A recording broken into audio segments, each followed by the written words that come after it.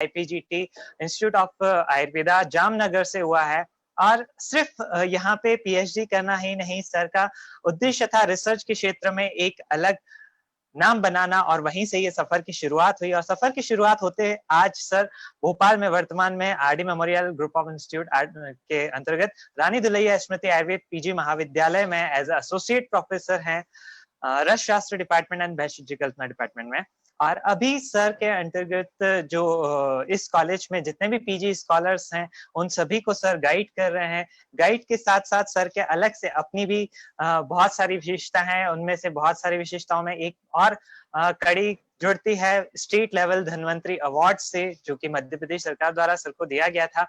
और इसी के साथ सर के 20 से ज्यादा नेशनल एंड इंटरनेशनल पेपर्स इस इंटरनेशनल प्लेटफॉर्म्स पे आ चुके हैं। और इसी के साथ सर हमें गाइड करने वाले हैं रिसर्च एंड स्टैटिस्टिक्स के इस दिशा में।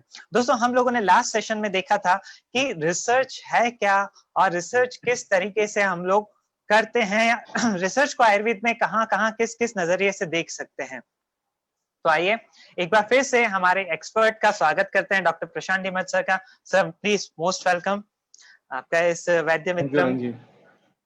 Thank you sir. इस वैद्य मित्रम जूनियर 2 में आपका फिर से स्वागत है। सर, हम लोग आज के सेशन की तरफ हम आगे बढ़े, और इस आगे हम लोग आज डिस्कस करने वाले हैं किस तरीके से, यानी क्या उसके टाइप्स हैं और क्या स्टेप्स हैं हमारे रिसर्च के। लेकिन उसके पहले जब हम अपनी आगे बढ़े सर, मैं कुछ सिंपल से शब्दों में पूछना चाहूंगा ताकि हमारे सभी दर्शकगण या हमारे जो विद्यार्थीगण हमारे साथ जुड़े हैं उन्हें उन्हीं की इजी लैंग्वेज में समझ आ सके। सर, लास्ट सेशन में हम लोगों ने डिस्कशन किया था कि रिसर्चेस होती क्या है, लेकिन सर आज मैं ये जस्ट पूछना चाहूंगा, पिछले कड़ी को देखते हुए मेरे मन में भी ये विचार चल रहे थे कि क्या सिर्फ क्लिनिक्स वाले, मतलब जो क्लिनिक्स में बैठते हैं वही रिसर्च कर सकते हैं, या जो OPDs में बैठते हैं सिर्फ वही रिसर्च कर सकते हैं, या इसके अलावा भी रिसर्चेस के बहुत बहुत टाइप्स हो सकते हैं। तो सबसे पहले सर हम लोग चाहते हैं आप इस रिसर्च के टाइप्स पे थोड़ा सा प्रकाश डालें तो हमारे लिए बहुत बेहतर रहेगा। बिल्कुल। जैसा कि बताया कि जो रिसर्च के अगर हम टाइप्स देखें ना, तो बेसिकली तो बहुत सारे टाइप्स हैं, लेकिन अगर हम एक बेसिक टाइप की अगर बात करें कि जिसमें बेसिक एक प्रॉपर रिसर्च को अगर हम कैटेगराइज करने के लिए अगर बात करें, तो बेसिकली इसके सिर्फ 2 ही टाइप्स हैं। वो होता है, एक होता है प्योर रिसर्च और एक होता है अप्लाइड रिसर्च। लेकिन अगर हम क्लासिफिकेशन की बात करें कि रिसर्च में कितने क्लासिफिकेशंस हैं, तो हर एक रिसर्च डिजाइन के हिसाब से इसमें बहुत सारे क्लासिफिकेशंस हैं। जैसे कि ऑब्जर्वेशनल क्लास रिसर्च है, इंटरवेंशनल रिसर्च है, और भी मतलब क्वालिटेटिव, क्वांटिटेटिव, डिस्क्रिप्टिव, एनालिटिकल, इस तरीके से अगर हम उसकी टाइप्स देखते जाएं तो बहुत ही ब्रॉड क्लासिफिकेशन है। और इन सब चीजों को अगर हम देखने देखने लगे तो कम से कम हमको 2-4 सेशन और चाहिए। लेकिन अगर अभी हम जैसे कि हमारा मेन जो एक टारगेट है वो BMS 4th ईयर के जो स्टूडेंट्स हैं उनका है, तो उनके बेसिस पे अगर हम देखा जाए तो उनके हिसाब से जितना हमें जरूरी हम उतना एस्पेक्ट देखते हैं। तो जो बेसिक क्लासिफिकेशन है रिसर्च का, वो बेसिकली 2 टाइप में डिवाइडेड है। एक होता है प्योर रिसर्च और एक होता है अप्लाइड रिसर्च। जैसे कि अभी देख रहे होंगे कि pure research, why is this important, मतलब कोई भी रिसर्च जरूरी क्यों है ये जानना, और अपने ज्ञान के वर्धन के लिए जो भी कंट्रीब्यूट करता है वो एक प्योर रिसर्च होता है। मतलब जैसे कि एक लिटरेरी रिसर्च है, या हम कोई भी किताब पढ़ रहे हैं उससे हमको कुछ नॉलेज मिल रहा है, ठीक है। जब तक हमें कुछ किसी एक वस्तु विशेष के बारे में पता नहीं चलता, कब कब पता चलेगा, जब हम उसको पढ़ते नहीं है, जब तक हम उसमें जानते नहीं है। जब उस नॉलेज को, अपने नॉलेज को बढ़ाने के लिए जो एक रिसर्च होता है, that is a pure research. और अप्लाइड रिसर्च होता है कि जिस प्योर रिसर्च को हमने ज्ञान में ले लिया है या जिससे हमने ज्ञान प्राप्त कर लिया है, उसको हम प्रैक्टिकल एप्लीकेबिलिटी किस तरीके से कर सकते हैं। जैसे कि अभी हमने देखा होगा कि एनाटॉमी में 2 तरह के होते हैं, एक अप्लाइड एनाटॉमी होता है, एक बेसिक एनाटॉमी होता है। बेसिक एनाटॉमी में तो हम सब चीजें जान ही जाते हैं कि किस तरीके से ब्लड वेसल्स हैं, क्या है, मसल्स कहाँ से ओरिजिन होते हैं, कहाँ इंसर्ट होते हैं। लेकिन जब अप्लाइड एनाटॉमी की बात होती है तो हम ये जानते हैं कि किस डिसीज कंडीशन में इसका जो प्रैक्टिकल, जो बेसिक एनाटॉमिकल स्ट्रक्चर है वो डिफॉर्म हो जाता है। तो इन द सेम वे अगर रिसर्च की भी बात करें कि सिर्फ एक नॉलेज ज्ञान करना, मतलब ज्ञान को अर्जित करना, that is a pure research. और अप्लाइड रिसर्च वो होता है जहाँ पे हम इन अपने जो प्रॉपरली गेन्ड नॉलेज को प्रैक्टिकली अप्लीकेबल करके और कुछ हम एक प्रॉब्लम को सॉल्यूशन की तरफ ले जाएं। ओके।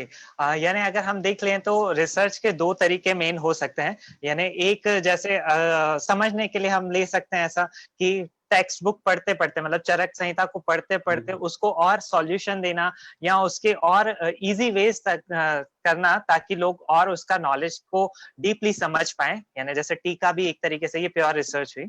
और दूसरा बिल्कुल एक हम लोग देख लें तो क्लिनिकल एस्पेक्ट से कि हम लोगों ने इस दवाई को इस पेशेंट को दिया तो उससे क्या रिजल्ट आया और कितने नंबर में। ऐसा ही क्या सर? यस, बिल्कुल एग्ज़ैक्टली। बिल्कुल, जो हमारा प्योर रिसर्च होता है उसी को हमें प्रैक्टिकली अप्लाई करना है, और जब हम प्रैक्टिकल अप्लाई करते हैं तो वो अप्लाइड रिसर्च हो जाता है। ओके, यानी हैं एक तरीके से दोनों से जुड़े हुए, लेकिन सर अगर जुड़े बिल्कुल। हुए हैं तो फिर भी इनमें कुछ तो डिफरेंस होता होगा। तो इनमें देखा जाए एक मोटे तौर पे तो क्या डिफरेंस हो सकता है रिसर्च में? देखो बेसिकली जैसे बताया ना कि दोनों जुड़े हुए हैं, एक दूसरे के पूरक हैं, लेकिन फिर भी अगर डिफरेंस की बात करें तो यहाँ डिफरेंस एक पर्पस के बेसिस पर भी डिफरेंस है और एक मेथड्स के बेसिस पर डिफरेंस है। जैसे पर्पस के बेसिस पर डिफरेंस है, जैसे मैंने बताया कि जो प्योर रिसर्च होता है या जो बेसिक रिसर्च होता है वो बिल्कुल ही थेरोटिकल होता है, और इससे सिर्फ हमारी ज्ञान की वृद्धि होती है। देखो, जब तक हम कोई चीज को पहली बार देखते नहीं है या समझते नहीं है, तब तक हमारे लिए वो एक इमेजिनरी रहता है, अनुमान। अगर हमने आयुर्वेद में जैसे अनुमान में देखा है, तो जब हम पहली बार गुरुजी को देखेंगे तो अगली बार जहाँ पे भी गुरुजी होगा तो हम देख के आइडेंटिफाई कर लेंगे। In the same way pure research वो होता है कि हमारे ओन ज्ञान की वृद्धि करना, अपने ओन नॉलेज को एक्सपांड करना। So that is a pure research. जबकि ओके। जो अप्लाइड रिसर्च है वहां पे क्या होता है कि इस नॉलेज को प्रैक्टिकल अप्लाई अप्लीकेबल करना, जिससे कि जो ह्यूमन बीइंग्स है या जो एक सोसाइटी है, इसको हम प्रॉपरली सर्व कर सके और इसको और ज्यादा अच्छे से बढ़ा सके। दूसरा ये है कि इसमें डिफरेंस इन मेथड्स भी है। जैसे कि एक एक्सटर्नल वैलिडिटी के लिए अगर हम देखा जाए तो जो अप्लाइड साइंस है इसको हम एक्सटर्नल वैलिडिटी के लिए यूज करते हैं, जबकि जो बेसिक रिसर्च है इसको हम इंटरनल वैलिडिटी के लिए ज्यादातर यूज करते हैं। जिसमें क्या होता है कि एक्सटर्नल वैलिडिटी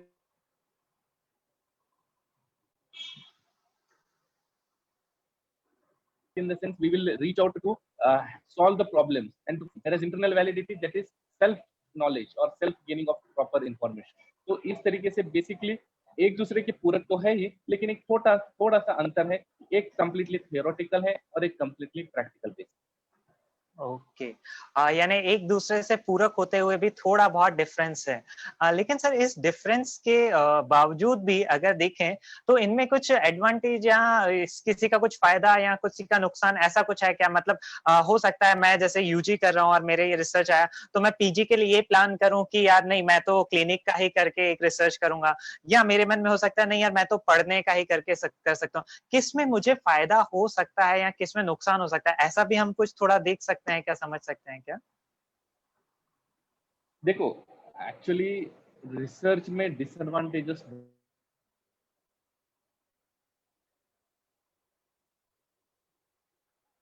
बहुत कम। हम ये नहीं कह सकते कि रिसर्च की वजह से भले हेडिंग एडवांटेजेस एंड डिसएडवांटेजेस है, लेकिन अगर देखोगे तो ये this is one is the positive side, another one is negative side. तो अप्लाइड एस्पेक्ट जो है इसका एक पॉजिटिव साइड ये है कि इससे हम जो भी रिसर्च से रिलेटेड प्रॉब्लम्स होते हैं उनको आसानी से हम सॉल्व कर सकते हैं।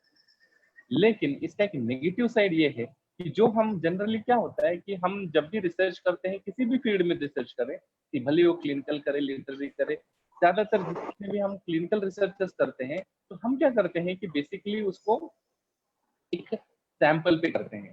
ठीक है, एक पॉपुलेशन होता है, उस पॉपुलेशन से हम एक सैंपल, एक रिप्रेजेंटेटिव पोर्शन को लेकर उस सैंपल पे जब हम रिसर्च करते हैं और उसके जो रिजल्ट्स होते हैं उनको हम क्या करते हैं, जनरलाइज कर देते हैं। जैसे कि अब पोस्ट ग्रेजुएशन में अगर जितने भी स्टूडेंट्स होंगे या जो भी होंगे तो उनको आसानी से समझ में आ जाएगा। हम जनरली रिसर्च करते हैं 30 पेशेंट्स पे, या स्मॉल साइज मान लो 100 पेशेंट्स पे। तो लेकिन जो उसका कंक्लूजन निकलता है, जैसे हमने कोई भी एक मेडिसिन को एक तारामंडल वटिका ही मान लो, उसको हमने पांडु पे किया और फिर हमने देखा कि इसमें ये रिजल्ट इफेक्टिव है, लेकिन उसका जो कंक्लूजन होता है हम जनरलाइज कर देते हैं कि तारामंडल वटी is very much effective in Pandu, not we do not mention that it has been only tried and tested on 30 patients. So ये जो जनरलाइजेशन होता है ना, ये थोड़ा सा उसका एक हम नेगेटिव साइड मान सकते हैं, but it is not completely, means it depends on us कि हम उसको कितना जनरलाइज कर रहे हैं. मोर द पॉपुलेशन, जितना बड़ा पॉपुलेशन हम यूज करेंगे फॉर द रिसर्च, उतना ही एडवांटेजेस रहेगा. So more than a disadvantage, we can say that this is one small negative aspect of the apply. Okay यानी जो हम लोगों ने लास्ट टाइम भी बात की थी, उसको यहाँ पे कनेक्ट करते हुए किसी में भी कोई नुकसान नहीं है, किसी में भी बहुत ज्यादा अलग डिफरेंस नहीं है, लेकिन दोनों एज अ रिसर्चर की क्वालिटी के हिसाब से, मतलब मुझे एज अ क्लिनिक में बैठ के पसंद है तो मैं क्लिनिकल रिसर्च लूं, मुझे पढ़ना बहुत ज्यादा पसंद है तो मैं पढ़ने वाली यानी अप्लाइड रिसर्चर्स के अलावा फंडामेंटल रिसर्चेस ज्यादा लूं. ओके थैंक यू सर, ये डाउट आपने बहुत बढ़िया क्लियर कर दिया ताकि मैं आगे आने वाले टाइम पे यूजी के बाद पीजी में कोई भी व्यक्ति के लिए सिलेक्शन बहुत इजी आ जाएगा. अब सर जब हमने ये डिसाइड कर ही लिया है कि मुझे फंडामेंटल रिसर्च की तरफ जाना है या अपने अप्लाइड रिसर्च की तरफ जाना है, तो इसके लिए मेरे स्टेप्स क्या हो? मतलब लास्ट सेशन में भी हमने 1 to 10 स्टेप्स की बात की थी कि हमें स्टेप बाय स्टेप बढ़ना चाहिए, तो इसमें हमारा स्टेप्स कैसा होना चाहिए? फर्स्ट स्टेप क्या, आगे स्टेप्स किस तरफ बढ़ने चाहिए? देखो, कोई भी रिसर्च हमें करने से पहले या रिसर्च में हम एक आगे बढ़ने से पहले सबसे पहला कदम ये होता है कि हमें अपना एक तो टारगेट सेट करना है, और हमें अपना जो है वो रिसर्च प्रॉब्लम देखना है कि हमें क्या है, हमारा रिसर्च प्रॉब्लम क्या है. क्योंकि जब ये टारगेट रिसर्च प्रॉब्लम ही हमारा टारगेट है, क्योंकि उस रिसर्च प्रॉब्लम को हमें सोल्यूशन, उस प्रॉब्लम को हमें सोल्यूशन फाइंड करना है, तो इसलिए हमें ये रिसर्च प्रॉब्लम को सबसे पहला हमारा एस्पेक्ट होता है स्टेप्स ऑफ रिसर्च. जैसे कि सबसे पहला रिसर्च सिलेक्शन. अब रिसर्च प्रॉब्लम को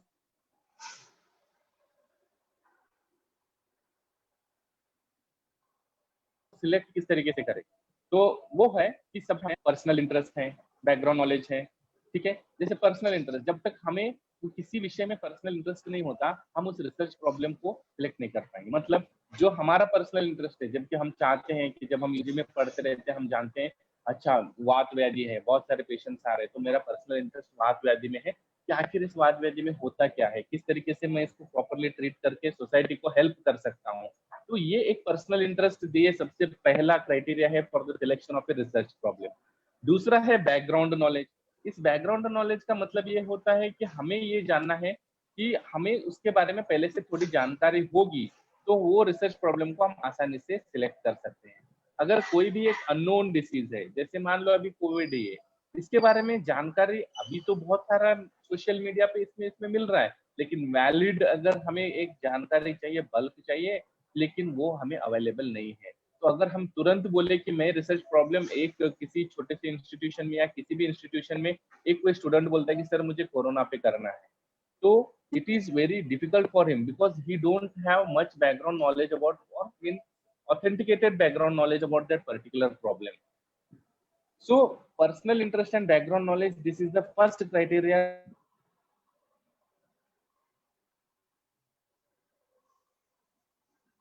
to select the research problem. दूसरा है प्रॉब्लम्स में बच्चे होते हैं, तो वो देखते रहते हैं कि हमारे ओपीडी में ये ज्यादा पेशेंट आ रहे हैं या इसके पेशेंट्स हमें बहुत ज्यादा मिल रहे हैं. तो उससे क्या होता है कि उस पर्टिकुलर एरिया ऑफ वर्क जो होता है ना, तो उसमें एक प्रॉब्लम्स को समझने लगते हैं कि आखिर क्या प्रॉब्लम्स हो सकती हैं. तो वो प्रॉब्लम्स के बेसिस पर जो वो ऑलरेडी फेस कर चुके हैं अर्लियर, उसके बेसिस पर वो क्या करते हैं कि उसको रेक्टिफाई करने के लिए उस प्रॉब्लम को सिलेक्ट करते हैं. जैसे कि मान लो कि अभी हम पंचकर्म का ही बात कर लें, बस्ती यंत्र, बस्ती पुटक यंत्र, ये सब बहुत सारे जो क्लासिकल वेज हैं वो तो हमें पता ही है, लेकिन देखो अगर उसमें कितने प्रॉब्लम्स हैं, ये एक प्रॉपर चिकित्सक ही उसको कर पाता है. तो वो क्या करता है कि जब वो प्रॉपरली फेस कर रहा है, उस प्रॉब्लम को फेस कर रहा है, तो उसको एरिया ऑफ रिसर्च उसका उसने अगर वो रिसर्च प्रॉब्लम की तरह से ले लिया. इसी वजह से देखो आज बस्ती पुटक में कितने सारे वेराइटीज आ गए हैं. शिरोधारा जो एक जमाने में मैनुअल चलता था, आजकल ऑटोमेटिक इंस्ट्रूमेंट्स आ गए जहाँ पे टेम्परेचर कंट्रोल्ड है, स्विंग कंट्रोल है, एवरीथिंग कंट्रोल्ड. तो ये जब हम किसी एरिया में प्रॉब्लम्स फेस कर रहे हैं, that draws our attention so that we can carry out and we can select that as a research problem. तीसरा है जैसे research priorities in the organisation. हर एक ऑर्गेनाइजेशन में उनकी अलग अलग प्रायोरिटीज होती हैं। जैसे हम जिस हॉस्पिटल में, जैसे जहाँ से मैंने यूजी किया उसको पायल्स हॉस्पिटल बोलते थे, हालांकि था आयुर्वेदिक हॉस्पिटल, बट क्या था कि मोस्ट ऑफ द पेशेंट्स जो आते थे, जो शल्य चिकित्सक थे हमारे, जो एचओडी थे शल्य के, वो वेरी एफिशिएंट थे, तो उनकी वजह से जो मोस्ट पेशेंट्स जो आते थे वो पाइल्स ओरिएंटेड थे। अगर वहां पे मैं चाहूंगा कोई रिसर्च लेना और कुछ अच्छा करना चाहूंगा, तो I can very much concentrate on the surgical aspect. जितने भी शल्य के जो व्याधियां हैं जिनको हम आयुर्वेद ट्रीट कर सकते हैं, उन पे ज्यादा हम ध्यान दे सकते हैं। In the same way discussion with the guides and colleagues, ये भी एक क्राइटेरिया है रिसर्च के प्रॉब्लम को सिलेक्ट करने के लिए। क्योंकि क्या होता है कि हम सिर्फ हम जान लेंगे कि हाँ मेरा पर्सनल इंटरेस्ट है, क्या मैंने ये प्रॉब्लम फेस किए, मैं करना चाहता हूँ, लेकिन कभी कभी ये होता है कि गाइड और कलीग से जब हम बात करते हैं तो हमें उसके अलग अलग डायमेंशन से मतलब मल्टी डायमेंशनल अप्रोच मिलता है उस पर्टिकुलर एस्पेक्ट पे। तो उसमें हमें पता चलता है कि हो सकता है कि मैं करते करते आगे एक स्टेप पे ऐसा आ जाए जहाँ पे मैं इसको सफर कर सकूं या कर लूं, या फिर हो सकता है कि मेरा ये प्रॉब्लम मतलब ये जो एक रिसर्च है ये बीच में रोकने पड़े। तो ये सब एस्पेक्ट्स हमें सिर्फ और सिर्फ हमारे गाइड्स और कलीग्स ही उसको गाइड कर पाते हैं। इसके अलावा लिटरेचर और अदर इंफॉर्मेशन भी देखना बहुत जरूरी है। जैसा मैंने बताया कि अभी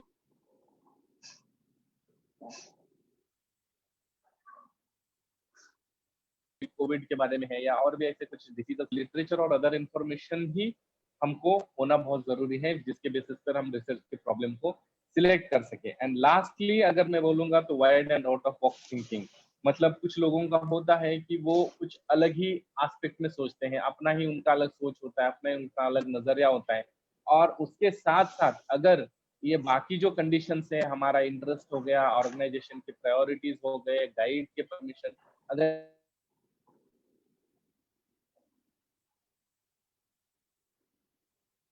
ये सारे एस्पेक्ट भी अगर हमको सपोर्ट कर लें, भी helpful to select our research. Okay. यानी अभी सबसे पहले हम लोगों ने देख लिया कि सिलेक्ट कर लिया कौन सी रिसर्च के टाइप में जाना है। अब टाइप में जाने के बाद हमने ये भी फाइनल कर लिया कि मुझे कौन सी रिसर्च करनी है, मतलब उस प्रॉब्लम देख ली।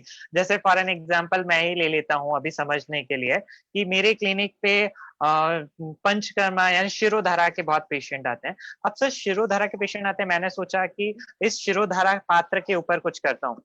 तो क्या सर ये पात्र को करने के लिए मुझे कुछ ना कुछ तो पहले का भी देखना पड़ेगा, पढ़ना पड़ेगा कि पात्र कैसे काम करता है या कितना गर्म डालते हैं। तो ये जो पढ़ने के रिगार्डिंग कुछ कुछ आता है, रिव्यू देखना पड़ता है, ये सब क्या है सर? रिव्यू करके कुछ आता है? देखो जैसे मैंने अभी बताया था कि जब तक हम किसी चीज को जानते नहीं है, अभी हमारे सामने गुरुची बहुत बहुत जगह पे मिलता होगा, लेकिन जब तक हम जानते नहीं कि ये गिलोय है या गुरुची है, तब तक हम उसको नजरअंदाज करते हैं, हम सोचते हैं कि ये कोई शो प्लांट है। लेकिन जिस दिन हमने उसके बारे में जाना, हम जानेंगे कहाँ से? Through the literature. जब हम लिटरेचर खोलेंगे, जब हम किताबें खोलेंगे, जब हम एक थेरोटिकल उसका एक्सप्लेनेशन पढ़ेंगे, तब जाके हमें पता चलेगा अच्छा ये जो मैं रोज देख रहा था ये गिलोय है। उसके बाद से ये हो जाता है कि हमने जहां जहां गिलोय देखा था या जहां जहां भी गिलोय दिखेगा हमें पता चलेगा अच्छा ये गिलोय है। जो हमारा अनुमान का एस्पेक्ट है वो बहुत ही यहाँ पे फ्रूटफुल, मतलब बहुत ही सही बैठता है। तो review of literature is very much essential for the research to be carried out, क्योंकि यही है जो हमें एक थेरोटिकल रैशनली देता है प्रॉब्लम्स को समझने के लिए, और उस प्रॉब्लम से रिलेटेड सॉल्यूशन को किस तरीके से हम फाइंड आउट कर सकते हैं, उसका एक अप्रोक्सीमेट एक प्लानिंग हमको बनाने के ओके। यानी अभी ये रिव्यू ऑफ लिटरेचर हमें बहुत सारा कुछ देखना पड़ेगा पिछला कि क्या हुआ। लिए। अब सर ये हम देखें तो उससे हमें हमारी रिसर्च में क्या फायदा होने वाला है? मतलब मैंने जैसे पढ़ भी लिया कि पुराना इतना इतना मटेरियल है, दिखता है, लेकिन वो मेरी रिसर्च में कैसे हेल्प करने वाला है वो मटेरियल, रिव्यू ऑफ लिटरेचर? देखो जब हम किसी चीज का लिटरेरी रिव्यू करते हैं, तब जाके हमें बहुत सी चीजें क्लियर हो जाती है। जैसे अगर पहला तो क्या होता है कि हमें एक मतलब एक बिग पिक्चर, मतलब पूरी तरह से हमारा आगे का रास्ता हमको दिखने लगता है। जब हम क्लासिक्स में ही अगर हम देखें कि चरक संहिता जो हमारे बृहत्त्रयी है और भी निघंटुस हैं, किसी भी ड्रग के बारे में रिसर्च हो, किसी भी व्याधि के बारे में रिसर्च हो, तो हमें इन सब के बारे में जो ज्ञान है या जो नॉलेज है हमको मिलता कहाँ है? लिटरेचर में। तो हमें किसी भी चीज के बारे में एक बिग पिक्चर अगर चाहिए या एक क्लियर विजन चाहिए, तो हमें सबसे पहला इंपॉर्टेंट होगा that is review of literature. जितना हम थोरोली लिटरेरी रिव्यू करेंगे, उतना अच्छा हम उस चीज को समझ पाएंगे।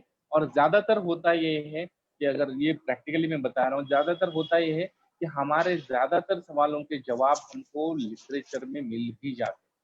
बस यही है कि हमें उसको ठीक से परखने की जरूरत है और थोरो नॉलेज होना बहुत जरूरी है। दूसरा, हम जो भी काम कर रहे हैं उसको प्रॉपर इंट्रोड्यूस करना, मतलब उसके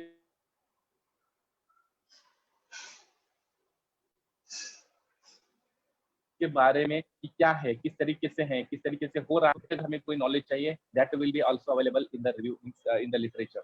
अदर देन दैट, लिमिटेशंस क्या है, ये बहुत जरूरी है। देखो, वर्क तो ये है कि डिसीजेस बहुत सारे हैं, मेडिसिन बहुत सारे हैं, ट्रीटमेंट बहुत सारे हैं, लेकिन ये हमें बहुत जरूरी है कि हमारे वर्क के लिमिटेशंस क्या है, कि किस तरीके से, मतलब कौन कौन से हमें ऑब्स्ट्रक्शंस आ सकते हैं, किस किस प्रॉब्लम को सॉल्व करने के लिए हमें क्या बाधाएं आ सकती हैं, ये जानना भी बहुत जरूरी है। बिकॉज अगर हम अपने लिमिटेशंस को जान लें, तो हमें उनको ओवरकम करने का या उनको बाईपास करने के अलग अलग तरीके, that will be available only through the help of the literature. And lastly अगर मैं बात करूं कि हमारे जितने भी, जैसे मैंने बताया था, हमारे जितने भी प्रॉब्लम्स हैं, उनके सॉल्यूशंस जो हैं, उनके बारे में जो भी हिंट्स हैं, जैसे कि मैं अभी बताया तुमने कि टीकाएं हैं, या बहुत सारे ऐसे लिटरेचर्स हैं, एक ग्रंथ के रेफरेंस में दूसरे ग्रंथ का जो उसी का जो वर्णन होता है, इस तरीके से अगर हम देखें तो कहीं ना कहीं हमको एक हिंट मिल ही जाता है कि किस तरीके से हम अपने प्रॉब्लम्स को फेस कर सकें।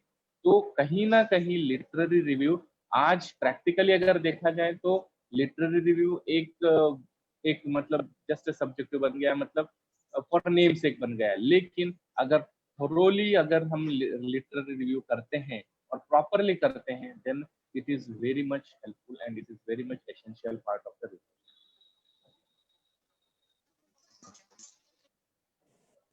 ओके, यानी अभी हम लोगों ने इसको लिटरली रिव्यू को भी देख लिया सर।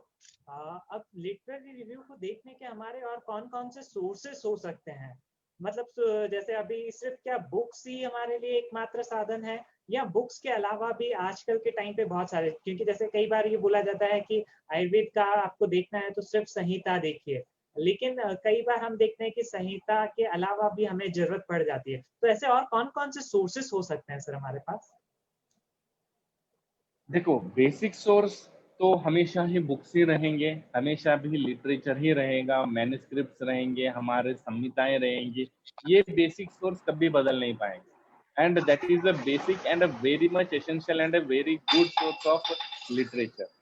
लेकिन उसके अलावा अगर हम लिटरेरी सोर्स के बारे में बात करें, तो थ्रू इंटरनेट या थ्रू गूगल बहुत सारे ऐसे सोर्सेस हैं जिनसे हम अपना जो लिटरेचर के बारे में बहुत सी चीजें जान सकते हैं। बस यही है कि इन सोर्सेस में जो भी इंफॉर्मेशन हमें मिलता है, हम उस इंफॉर्मेशन को एज इट इज ना लेते हुए उसके रेफरेंसेस को ले और उसके ओरिजिनलिटी पे जाएं कि ये रेफरेंस कहाँ का है और इस रेफरेंस में क्या क्या एक्सप्लेनेशन दिया गया है, और वो उस ओरिजिनलिटी पे अगर चले जाएं तो हमें बहुत सारे जो है रेफरेंसेस देखने को मिलेंगे। इनके अलावा आजकल बहुत सारे जर्नल्स हैं, रिसर्च जर्नल्स हैं जो पब्लिश होते हैं, और भी बहुत सारे ऐसे प्लेटफॉर्म्स हैं जहाँ पे मिलते हैं। ई बुक्स है, बुक्स हैं, बहुत सारे टेक्स्ट बुक्स हैं। इसके अलावा कॉन्फ्रेंसेस या एब्स्ट्रैक्ट जितने भी ये पब्लिश होते हैं, ये तो ये सारे भी अगर हम देखे जाए, which is having a proper valid referencing, तो अगर इन सब को हम देखा जाए तो ये we can consider them as a very good source of literature. But at the end I will again say that very means the only best way of source of literature is the manuscripts and the textbooks of our ancient classics. Okay, यानी सिर्फ books के अलावा बहुत सारे, यानी वही जो हम कहते हैं कि पीजी स्कॉलर्स अधिकतर हम देखते हैं कि लाइब्रेरीज देखते हैं या बहुत सारे रिसर्च आर्टिकल पढ़ते हैं। मतलब वो यही रिव्यू ऑफ लिटरेचर शायद कलेक्ट कर रहे होते हैं, जो हमें यूजी में आदत नहीं होती। लेकिन यूजी से ही अगर हम इन सब चीजों को पढ़ना शुरू कर दें, जैसे अगर आप हम कोविड-19 की बात कर रहे थे, तो कोविड-19 पे एक रिसर्च हमारे सामने आई है कि हाइड्रोक्लोरोक्विन का क्या इफेक्ट रहा। तो ये भी हमारे, अगर आयुर्वेदिक दिशा से हम बढ़ना चाहें, तो एक रिव्यू ऑफ लिटरेचर के रूप में हमें काम कर सकता है। तो बहुत ही बढ़िया सर, आपने ये आर्टिकल्स पढ़ने की अगर हम भी आदत डेवलप करें, तो एक रिसर्च की तरफ हमारा एक और नया कदम होगा। सर, अगर इस रिव्यू ऑफ लिटरेचर को हम लोगों ने देख लिया, लेकिन रिव्यू ऑफ लिटरेचर को देखने के बाद हमारे सामने इतना सारा मटेरियल सोर्स हो जाता है कि दुनिया भर में इतना सारे चीजें हैं। अब इसमें से हमें अपने अंदर क्या क्वेश्चंस लेने चाहिए कि मुझे क्या पहले पढ़ना है? मतलब कुछ तो ऐसी चीजें होंगी कि मुझे पहले देखना चाहिए या कुछ चीजों को मुझे बाद में करना चाहिए। ऐसे कुछ प्रश्न मन में उठने चाहिए क्या? देखो, वो डिपेंड करता है कि हमें हमारा जो अल्टीमेट टारगेट क्या है या हमारा जो अल्टीमेट रिसर्च क्वेश्चन क्या है। सबसे पहले जैसे मैंने बताया कि हमने प्रॉब्लम सिलेक्ट किया, लेकिन प्रॉब्लम सिलेक्ट करने के बाद हमारा रिसर्च क्वेश्चन हमको फॉर्मुलेट करना बहुत जरूरी है। और रिसर्च क्वेश्चन जैसे फॉर्मुलेट करने के लिए हमको सबसे ज्यादा जो जरूरत पड़ता है वो है एक्सटेंसिव लिटरेरी रिसर्च की। क्योंकि जब हम एक्सटेंसिव लिटरेरी रिसर्च करते हैं तो लिटरेरी रिसर्च के बाद ही हमें कुछ एक आइडिया पड़ता है कि किस तरीके से हमें कौन सा ये ले लेना चाहिए। और उसके बाद हमें ये देखना है कि इसमें कौन सा रिसर्च के क्या क्या गैप्स होते हैं। कि जैसे हमने लिटरेरी रिसर्च के बाद कि जिस जिस फील्ड में हम रिसर्च कर रहे हैं, तो जब लिटरेचर का पूरी तरह से रिसर्च करने के बाद हमें ये पता चलता है कि इस रिसर्च में कहाँ पे त्रुटियां हैं या किस तरीके से हम इन गैप्स को फिल कर सके। तो ये हमें गैप्स आइडेंटिफाई करना है और उसके बाद हमें प्रायोरिटाइज करना है कि कौन सा इम्पोर्टेंट है, कौन सा पहला स्टेप है और किस तरीके से हम इसको देख सके। तो जैसे कि अगर यहाँ पे देख पाए तो इम्पोर्टेंट और अर्जेंट इन दोनों का एक कॉम्बिनेशन बताया गया है। हमें देखना है कि हमें प्रायोरिटाइज करना बहुत जरूरी है कि that which is very important and that which is very urgent and that which is important but not urgent. तो इस तरीके से हमें अगर प्रायोरिटाइज हम कर ले कि किसको पहले करना है, किसको बाद में करना है, किसको कब करना है, and ultimately the research question for our study we should always focus on that. जो भी हमारा एम रहता है, जो एंड अगर रिसर्च क्वेश्चन माने तो एक मान लीजिए अल्टीमेटली इट्स एन एम, तो उस पे हमें पूरा फोकस करना है। एंड बेस्ड ऑन दैट हमें सारे लिटरेचर्स देखने हैं, हमारे गैप्स ढूंढने हैं, हमको प्रायोरिटाइज करना है और based on that we can formulate a research question. And once we formulate the research question, ultimately we will lead to an particular destination. Okay. चलेगा सर, यानी ये बहुत ही इम्पोर्टेंट सेक्शन है कि हमें कब कौन-सा अर्जेंट वर्क की तरह या कौन-सा नॉन अर्जेंट की बिल्कुल तरफ बिल्कुल। देखना चाहिए। ओके। सर, इसको करते-करते जैसे हम कई बार देखते हैं कि जैसे यूजी या एज़ अ पीजी स्कॉलर अपने गाइड को या अपने सीनियर्स को इन्फॉर्म करते हैं कि सर हम ये कर रहे हैं। तो एक सामान्य सा क्वेश्चन उठता है कि ऐसा ही क्यों कर रहे हो? फॉर एन एग्जांपल, मतलब जैसे मैंने अभी बात कही कि सर मैं शिरोधारा पे ही करना चाहता हूँ। तो मेरे से ये क्वेश्चन होगा, यही शिरोधारा क्यों, नस्य क्यों नहीं? तो ऐसे कुछ क्वेश्चन हमें पहले अपने आप में भी पूछना चाहिए क्या कि क्यों, व्हाट, व्हाय, ऐसा करके कुछ होना चाहिए क्या अपने तरफ से, ताकि हम और स्ट्रॉन्ग रिसर्च की तरफ बढ़ पाएँ? देखो, जितना रिसर्च में एक ऐसा एस्पेक्ट है, रिसर्च एक ऐसा एस्पेक्ट है जहाँ पे है ना कि हम अपने आप को जितना ज्यादा सवाल करते हैं कि व्हाट, व्हाई, व्हेन, वेयर, ये जितने भी डब्ल्यूज आते हैं, ये रिसर्च में बहुत ज्यादा मतलब एसेंशियल, कि जितना हम ये रिसर्च क्वेश्चन के बारे में ये जानना चाहेंगे कि अच्छा ये रिसर्च क्वेश्चन के क्या क्या एस्पेक्ट्स हैं, ये फिजिबल है कि नहीं। जैसे मैंने बताया था कि जो रिसर्च प्रॉब्लम का जो सिलेक्शन है और रिसर्च क्वेश्चन का एक एस्पेक्ट है, दोनों कहीं ना कहीं कोरिलेट करते हैं कि ये फिजिबल है, कि हमें इतने सारे एक्सपर्टाइज मिलेंगे क्या, टेक्निकल सपोर्ट मिलेगा क्या, हमें पार्टिसिपेंट्स उतने मिलेंगे क्या। आज हम चाह रहे हैं कि अच्छा चलो बहुत सारा बहुत बहुत सी बार ऐसा होता है कि बच्चे आ जाते हैं, सर मैं एड्स पे रिसर्च करना चाहता हूँ। See there are many other drawbacks also. हमारे पास टाइम बाउंडेशन है, जो पोस्ट ग्रेजुएशन में स्टूडेंट है उसके पास टाइम बाउंडेशन है, he has to complete his research work within the stipulated time of 3 years। उसमें भी फर्स्ट ईयर में they will only formulate the synopsis, but only they got 2 years to complete the research. So within that, these foundations and moreover adequate number of participants जो हमको मिलेंगे नहीं। बहुत सारे patients, ऐसा जरूरी थोड़ी कि आयुर्वेद के ओपीडी में ज्यादातर उसी टाइप के पेशेंट्स आते हैं। तो ऐसे बहुत सारे चीजों को वो फिजिबल है कि नहीं, ये हमको देखना सबसे पहला जरूरी।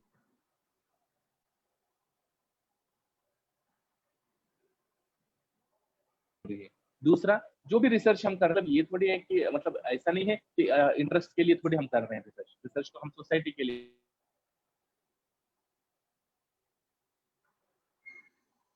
कर रहे हैं, but if it is not in, definitely that research will never get succeed. तीसरा, ये नोवल होना चाहिए, मतलब इसमें जब हम रिसर्च प्रॉपरली करते हैं तो उससे कुछ नया हमको मिलना चाहिए। जब भी हम रिसर्च करते हैं, किसी ने किया है रिसर्च और उसी रिसर्च को हम कंटिन्यू करना चाह रहे हैं या उसी टाइप के रिसर्च को लेना चाह रहे हैं, लेकिन अल्टीमेट फाइंडिंग्स हमारी क्या रहती है, जो उसने साबित किया था या जो उसने प्रूव किया था, अगर हम उसी चीज को वापस प्रूव कर रहे हैं, then that research is of no use. we have to try to find something new information, or whatever the previous information or whatever the previous findings are there, we have to contribute something to that, so that it should be called as a very good research. Next, हमें ये भी देखना है कि ethical है कि नहीं है, मतलब कितना सही है कितना नहीं है। कुछ चीज चीजें ऐसी होते हैं कि अनएथिकल होते हैं, तो वो एक्चुअली इसीलिए अगर देखा जाए तो जितने भी रिसर्च वर्क होते हैं उनका बिगिनिंग स्टेज में ही एक एथिकल कमिटी से अप्रूवल होता है, भले वो एनिमल स्टडी हो या फिर क्लिनिकल स्टडी हो। तो जो एथिकल कमिटी है वो अपने एथिकल एस्पेक्ट को देखते हैं कि ये कितने सोसाइटी के लिए कितना ये इसमें इससे क्या फायदा हो सकता है या सोसाइटी में इससे क्या नुकसान भी हो सकते हैं। तो ये सब चीजें देखने के बाद after the ethical approval, then we have to see the relevance, how much it is relevant. मतलब जो आज का जो साइंटिफिक नॉलेज है या हमारा जो एक प्रैक्टिस चल रहा है या जो पॉलिसीज जो है, तो इनको इम्प्रूव करने के लिए या इस प्रैक्टिस में किस तरीके से अपने प्रैक्टिकल अप्लीकेबिलिटी के लिए ये हम मतलब कितना रिलेवेंट है टू द प्रेजेंट कंडीशन। तो इन सब चीजों को देखना और उसके बाद हम रिसर्च क्वेश्चन को एक पोस्टुलेट करना, वो बहुत ज्यादा सही रहेगा। ओके। यानी इस तरीके से हमने अपनी तरफ में क्वेश्चन करके और अपनी एक रिसर्च को दिशा देके कि हमें किस तरफ जाना है, इतने सारी चीजों को जब हम ले करके अपने सीनियर के पास या अपने गाइड अपने टीचर के पास जाते हैं, हम बताते हैं कि सर हमें इस पे रिसर्च करना है, तो उनकी तरफ से एक क्वेश्चन मिलता है कि सर अच्छा बेटा आपने ये सब बढ़िया कर लिया, अब इसको ना एक हाइपोथेसिस का रूप दे दो। तो ये हाइपोथेसिस एक वर्ड करके आता है, वो क्या है सर इसमें? देखो, हाइपोथेसिस इज नथिंग बट एक परिकल्पना है, मान लो। तो जो ओरिजिनल थीसिस से पहले हमने एक अपने से फॉर्मुलेट जो हम करते हैं, जैसे कि यहाँ पे लिखा गया है ना कि tentative explanation of a certain phenomena, ये हम इमेजिन कर रहे हैं कि हो सकता है कि हम ये एंड में पहुंच जाए। तो अगर देखो, हाइपोथेसिस ये बहुत बड़ा टॉपिक है, बहुत ही वाइड टॉपिक है। इसी के बेसिस मतलब सिर्फ एक हाइपोथेसिस पे हम 1-2 घंटे तक बात कर सकते हैं, लेकिन अभी हमें उतना डिटेल में नहीं जाना, because most of the hypothesis and it's जो पोर्शन है, दैट इज ए स्टैटिस्टिकल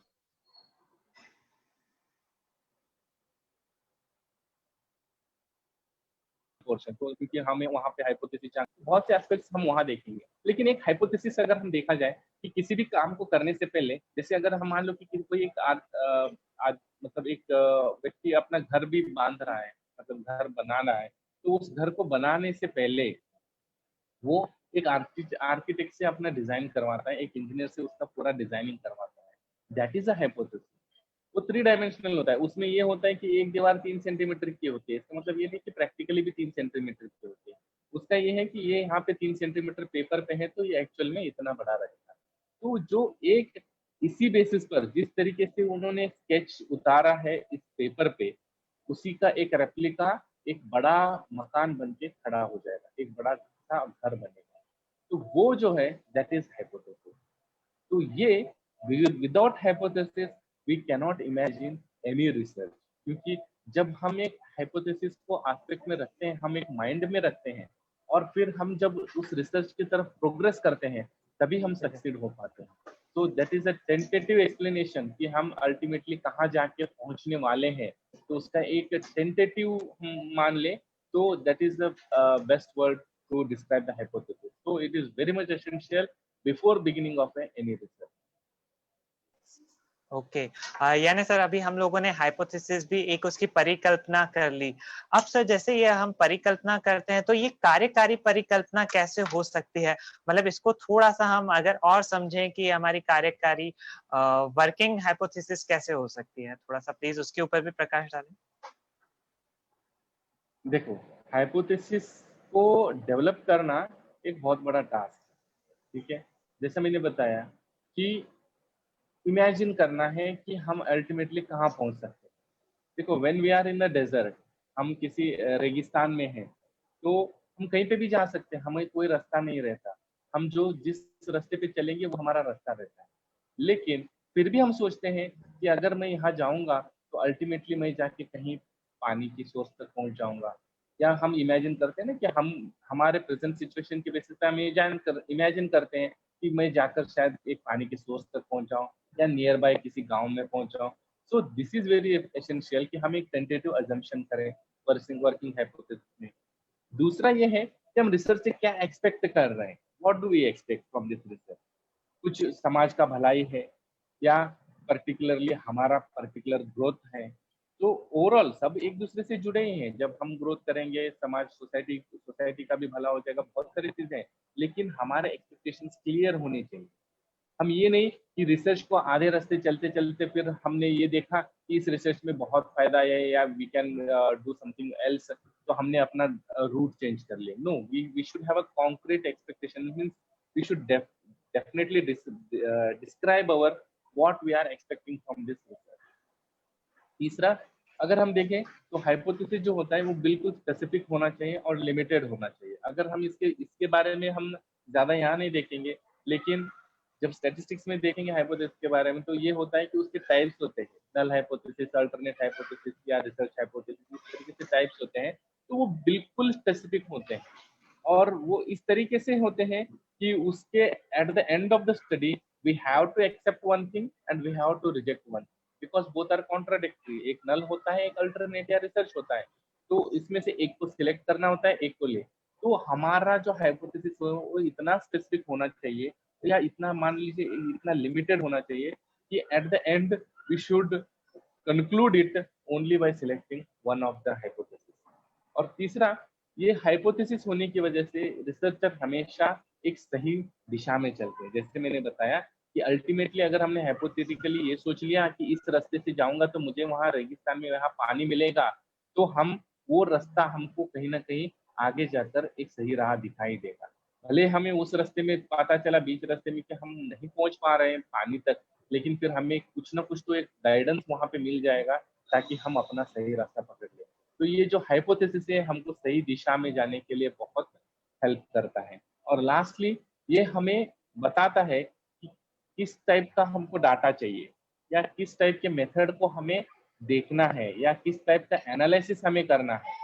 ठीक है, जब रिसर्च हम शुरू करने जब रिसर्च के बिगिनिंग में हमें पता ही नहीं रहता है कि हमें कौन कौन सा डाटा चाहिए या किस टाइप का रिसर्च हमें आगे जाके कौन कौन से मेथड्स अडॉप्ट करने हैं, कौन कौन से डाटा एनालिसिस करना है। लेकिन अगर हम पहले से एक हाइपोथेसिस बना ले, एक नक्शा बना ले, एक परिकल्पना बना ले, तो obviously that will be helpful for us to understand all the type of the data required, the types of the methods we are and using for a particular data analysis. So in all these aspects, development of a working hypothesis is very much essential. Okay. यानी sir जो अभी हम research की बात कर रहे थे उस रिसर्च में हमें कहाँ तक पहुंचना है उसका एक डाट मतलब एक परिकल्पना बना लेना कि मैं इस रास्ते से इस मंजिल पे पहुंचूंगा, ये मेरी हाइपोथेसिस कहलाई। और इस हाइपोथेसिस में जैसा कि आपने बताया दो हाइपोथेसिस नल एंड अल्टरनेट, मतलब उसमें दो संभावनाएं एक तरीके से कहें कि हो सकती है। या तो मैं इस रास्ते से जाऊंगा तो उस रास्ते पे पहुंचूंगा उस मंजिल पे, या तो एक दूसरा परिकल्पना या दूसरी संभावना हो सकती है कि मैं इस रास्ते से गया तो उस मंजिल पे नहीं पहुंचूंगा। बस ये दो ही परिकल्पनाएं या संभावनाएं हो सकती हैं। तो इस पूरी संभावनाओं को व्यक्त करना एक तरीके से हमने इसको परिकल्पना कहा।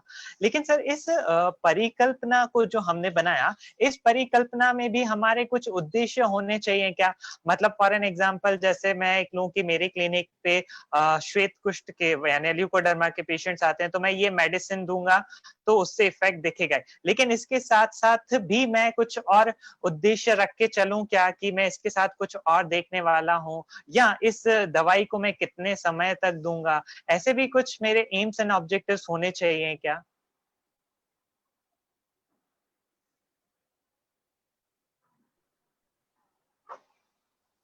सबसे इम्पोर्टेंट एस्पेक्ट होता है वो है एम्स एंड ऑब्जेक्टिव। ठीक है, तो एम एक्चुअली देखो इसमें भी बहुत सारे जगहों पर हम देखते हैं कि एम्स एंड ऑब्जेक्टिव्स बोला जाता है और कहीं कहीं पे बोला जाता है कि एम एंड ऑब्जेक्टिव।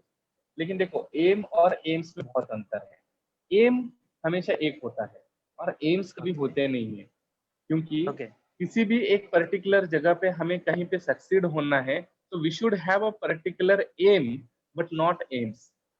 क्योंकि बहुत सारे एम्स होंगे ना, then definitely we will not reach out to the any of the conclusions or any of the aim. So for that what we need to do, we need to have a particular aim, मतलब एक ही M हमारा होना चाहिए। तो इस M को ultimate, जैसे हमने रिसर्च हाइपोथेसिस बताया या जो भी हमने अभी बात की कि हाइपोथेसिस होना चाहिए, रिसर्च क्वेश्चन होना चाहिए, तो इनके बेसिस पर, तो इसी तरीके से जो हमारा एम होता है, तो ultimately we have to select such aim. जैसे कि अभी हम रिसर्च का हमारा जो टाइटल होता है, तो that we can consider it as one of our aims. तो उस एम को पहुंचने के लिए हमें एक जिन चीजों को या जिन स्टेप्स की जरूरत पड़ती है वो होते हैं ऑब्जेक्टिव्स। ठीक है, तो ऑब्जेक्टिव्स क्या होता है कि वो एक सिस्टमेटिक प्रोसेस होते हैं या सिस्टमेटिक स्टेप्स होते हैं, तो जिनके द्वारा हम उस एम तक पहुंच सके। तो जितने क्लियर ऑब्जेक्टिव्स रहते हैं, ठीक है, उतने अच्छा एम या उतने अच्छा रिसर्च रहेगा और या उतने आसान तरीके से हम एम को पहुंचेंगे। जैसे मान लो, जैसे अभी हमने बताया एक मकान बनाने का ही प्रोसेस अगर हम ले लें, तो अल्टीमेट हमारा एम है कि मकान बनाना है। तो इसका मतलब ये नहीं कि पहले हमने छत बना लिया या पहले हमने दीवारें खड़ी कर ली। पहले तो हमें उसका जो एक पाया होता है, पहले हमने उसका फाउंडेशन रेडी कर लिया, उसके बाद फिर हमने दीवारें खड़ी कर ली, फिर छत, मतलब एक जो सिस्टमेटिक। तो ultimate aim is to prepare the house or is to prepare the home, and objectives are nothing but what are the steps involved in that। मतलब सबसे पहला स्टेप क्या रहा, फाउंडेशन बनाना। उसके बाद का स्टेप क्या रहा, टू प्रिपेयर द वॉल्स। फिर उसके बाद का स्टेप क्या रहा, टू प्रिपेयर द सीलिंग। मतलब ये जो ऑब्जेक्टिव्स है, that ultimately will lead to the achievement of the aim। So aim and objectives are very much essential or the integrated part of any research। Okay. यानी इस तरीके से sir हम देखें तो जस्ट मैं एक बार रिकॉल करना चाहूंगा कि सबसे पहले हमने एक प्रॉप समझा कि रिसर्च मुझे किस तरफ जाना है, कि मैं पढ़ने वाली करूंगा यानी अप्लाइड क्लिनिक वाली देखना मुझे पसंद है या फंडामेंटल, और उसको देख करके फिर मैंने अपने स्टेप को आगे बढ़ाया, और स्टेप आगे बढ़ा के मैंने ये देखा कि मेरी प्रॉब्लम क्या है, मतलब कहाँ मुझे दिक्कत हो रही है, और उसको फाइंड आउट करते हुए मैंने एक परिकल्पना बनाई, और इस परिकल्पना के बाद मैंने अपना एक उद्देश्य डिसाइड किया कि यस मुझे इस तरफ चलना है। ओके, तो बढ़िया सर, ये हम 1 स्टेप से शायद मुझे लगता है 4-5 स्टेप तक आ गए हैं। जरा इसके आगे फिर हम स्टेप बढ़े तो एक सर आता है कि अब आगे हम क्या-क्या करने वाले हैं। मतलब फॉर एन एग्जांपल जैसे मैं कहूँ कि इस व्याधि में या एक कुष्ठ व्याधि में मैं कोई दवाई देने वाला हूँ, तो उस दवाई को डेफिनिटली मुझे बनाना भी पड़ेगा, या मैं कहीं से खरीदने वाला हूँ तो कुछ खरीदना भी पड़ेगा, या इसका कुछ देखना भी पड़ेगा कि कहीं कोई पॉइजनस तो नहीं है। तो ये बीच में इस पूरी रिसर्च में जो हम काम करते हैं, ये सारे हमारे क्या कहलाते हैं या किस सेक्शन के अंतर्गत आएंगे? देखो, एक बार हमने हमारे एम को तय कर लिया, हम उस उन ऑब्जेक्टिव्स के थ्रू उस पर्टिकुलर एम को अचीव कर लिया, फिर हमारा नेक्स्ट टारगेट रहेगा कि इसको हम अचीव कैसे करें। और इसके लिए चाहिए material and methods. Material and methods जैसे कि देखो, अभी सिंपल सा एग्जांपल मैं एक्चुअली बार बार एक नॉन मेडिकल एग्जांपल ही इसलिए दे रहा हूँ क्योंकि ये समझने में थोड़ा सा आसान रहेगा। ठीक है, तो जैसे अभी मैंने घर बनाने का ही एक एग्जांपल दिया था, तो वहां पे अगर हम देखे जाए तो सब कुछ हो गया, हमने घर घर का फाउंडेशन बना लिया। मतलब ये सब बनाने के लिए हमें मटेरियल क्या चाहिए और किन किन मेथड्स को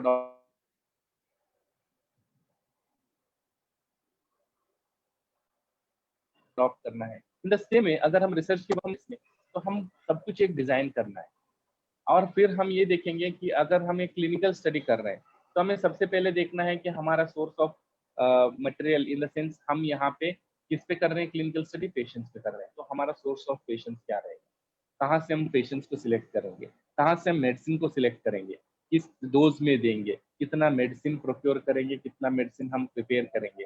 सो ईच एंड एवरी मतलब ये मटेरियल सबसे पहले हमें करना है कि हमें मटेरियल क्या चाहिए इस रिसर्च के लिए, तो उन सारे मटेरियल को हमें कंपाइल करना है। फिर उसके बाद मेथड्स कि किस मेथड को हम अडॉप्ट करने वाले हैं, because until and unless we do know the material and the methods which we are adopting in that particular research, we cannot carry out a proper smooth functioning of a research. तो इसीलिए material and methods are very much essential for carrying out a particular research in any field. Okay, यानी सारे materials को और methods को एक साथ पहले से ही डिसाइड करते हुए, देखते हुए, समझते हुए हमें आगे बढ़ना है। अब सर जब इसको देख ही लिया तो इसमें एक और वर्ड आता है that is called the research design करके कुछ आता है। मतलब अभी हमने इस रिसर्च को कुछ शायद डिजाइन देना है, सर वो क्या है उसको भी थोड़ा सा प्लीज एक्सप्लेन कीजिए। देखो जैसे मटेरियल एंड मेथड का ही पार्ट है रिसर्च डिजाइन, ठीक है। जब हमने एक मटेरियल का भी हमने सिलेक्ट कर लिया, हमें पता चला कि ये सारे मटेरियल्स हमको चाहिए, मतलब यहाँ से हमें पेशेंट्स हमें इस ओपीडी से ले रहे हैं या इस आईपीडी से ले रहे हैं, we are say procuring the medicine from this particular pharmacy, we are doing the analysis, these analysis, we are doing this much of means these all investigation. तो ये एक डिटेल का जो आउटलाइन हम बनाते हैं, सो वो रिसर्च डिजाइन हमें सबसे ज्यादा एसेंशियल होता है जब हम एक बार हमारा मटेरियल्स एंड मेथड्स को डिजाइन करने के बाद। और इसमें रिसर्च डिजाइन में क्या होता है कि हमें ये भी देखना है कि हमें किस टाइप की स्टडी करनी है, ठीक है। जैसे अगर हम क्लिनिकल में ही क्लिनिकल स्टडी की ही बात करें तो उसमें भी बहुत सारे टाइप्स है। ये जहाँ पे अगर आप इस चार्ट को देख रहे हैं तो क्लिनिकल रिसर्च के बहुत सारे टाइप्स है, लेकिन ये हमें इस एक मोमेंट पे हमको डिसाइड करना होता है कि हमें क्या करना है, मतलब whether we are doing an observational study or experimental study, ठीक। तो यहाँ पे एक completely डिजाइन बनाना है, completely स्ट्रक्चरिंग करना है, और इसी के बेसिस पर ही हमारा जो है इस रिसर्च डिजाइन के बेसिस पर ही हमारा जो रिसर्च का एक सक्सेस रेशियो जो है वो completely डिपेंड होता है। ओके, यानी सर इस तरीके से हम एक डिजाइन बनाते हुए चलेंगे कि हमें क्या एक्सपेरिमेंट करना है और एक्सपेरिमेंट करने के अलावा हमें क्या उसमें से ऑब्जर्व करना है इस तरीके से सर। लेकिन ये जो हमने डिजाइन बनाई है डेफिनेटली इस डिजाइन बनाते हुए, या जैसे आपने एग्जांपल भी दिया कि एक घर बनाने के लिए, तो डेफिनेटली इसमें कुछ ना कुछ तो व्यक्ति लगेंगे। यानी हो सकता है एक घर को बनाने के लिए 100 आदमी लगे या एक घर को बनाने के लिए 50 आदमी लगे। तो क्या ऐसे ही हमारी रिसर्च में भी कुछ व्यक्तियों समूहों की जरूरत लगती है क्या, कि उसका सैंपल साइज करके कुछ ऐसा रहेगा क्या?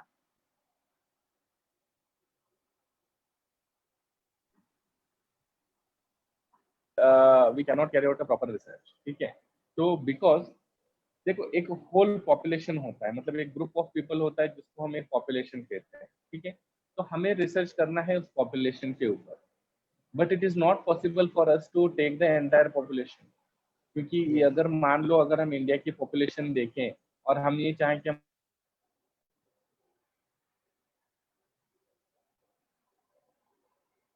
हम कोविड पे रिसर्च करना चाहते हैं इंडियंस पे, 130 करोड़ भारतीय, इन सब पे हम ले लें और इन सब पे हम रिसर्च कर पाए, तो यहाँ पे क्या करना पड़ता है, we have to do sampling, हमें सैंपल सिलेक्ट करने पड़ते हैं।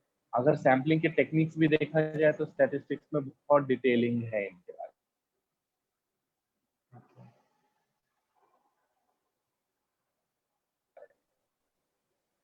Conception of sample is very much essential. तो हमें पूरे पॉपुलेशन को ऊपर एक बार कंप्लीट रिसर्च नहीं कर पाएंगे, इसलिए हमें क्या करना पड़ता है, उसका एक रिप्रेजेंटेटिव पार्ट करके एक सैंपल को सिलेक्ट करना पड़ता है, और उस सैंपल से जो सिलेक्टेड सैंपल पे जो रिसर्च अप्लाई होता है या रिसर्च के जो फाइंडिंग्स आते हैं, जनरली हम उसको जो है जनरलाइज करते हैं टू द फुल पॉपुलेशन, ठीक है। So again there are again sampling errors and all those things, many factors are there which affect the selection of the sampling, but we are not going into much depth of that, but selecting the sample is very much essential।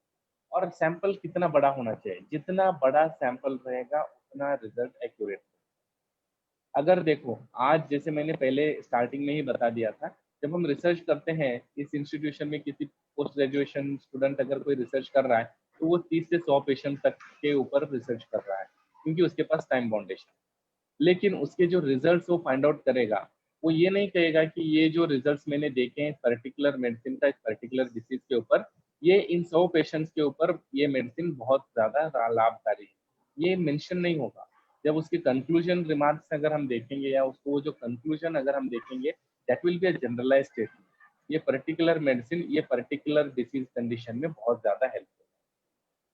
ठीक है, so there the sampling error plays a very important, और इसको हमें बहुत ध्यान में रखना जरूरी है, क्योंकि जितना छोटा सैंपल लेके हम जितना बड़ा स्टेटमेंट देंगे तो वो उतने ज्यादा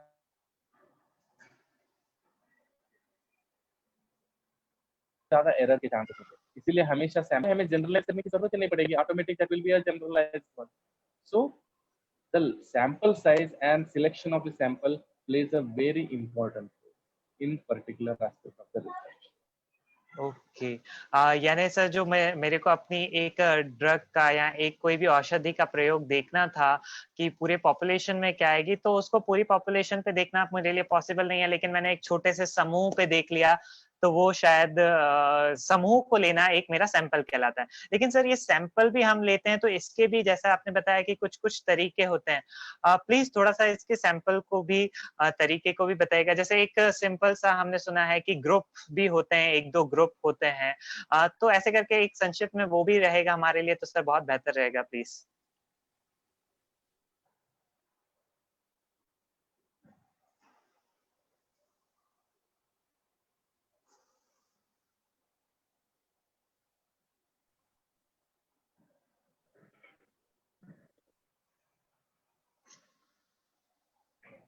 हेलो।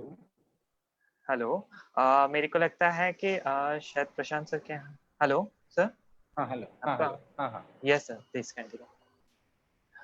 सर मैं जस्ट एक बार फिर से रिपीट करना चाहूँगा। बिल्कुल बिल्कुल, जो तो अभी हम लोग सैंपल देख रहे थे, इसके कुछ-कुछ हम ग्रुप्स भी देखते हैं और आपने भी कुछ बताया था कि सैंपल कुछ तरीके के होते हैं। प्लीज़ उसको भी थोड़ा-सा अगर हमें पता चलेगा तो बहुत बढ़िया रहेगा सर।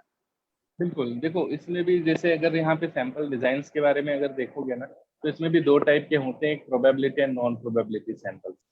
तो जैसे जो प्रोबेबिलिटी सैंपल्स होते हैं ना, तो ये क्या होता है, ये this is the one of the best ways of selecting the और डूइंग द सैम्पलिंग। तो इसमें क्या होता है कि हम रैंडमाइजेशन करते हैं, कि जब हमें किसी पॉपुलेशन से किसी सैंपल को सिलेक्ट करना है तो उसके अलग अलग मेथड्स होते हैं।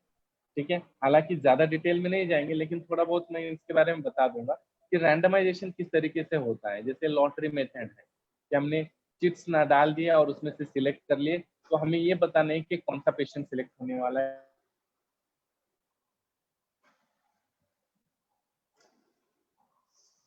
है या किसको हम सिलेक्ट करने वाले हैं। दूसरा है कि उसमें नंबर टेबल मेथड भी है, तो उसको भी हमें यहाँ पे ध्यान में रखना है। तो उसके अलावा एक सिस्टमेटिक्स को मेंटेन करते हैं कि पहले पेशेंट को हमने लिया, तीसरे पेशेंट को हमने लिया, फिफ्थ पेशेंट को हमने लिया, सेवंथ पेशेंट को हमने लिया, तो ये भी एक रैंडमाइजेशन हो जाता है। क्यों? क्योंकि यहाँ पे हम नहीं जानते कि पहला पेशेंट कौन सा है, कौन से जेंडर का है, कौन से एज का है। बस हमें इतना पता है कि ही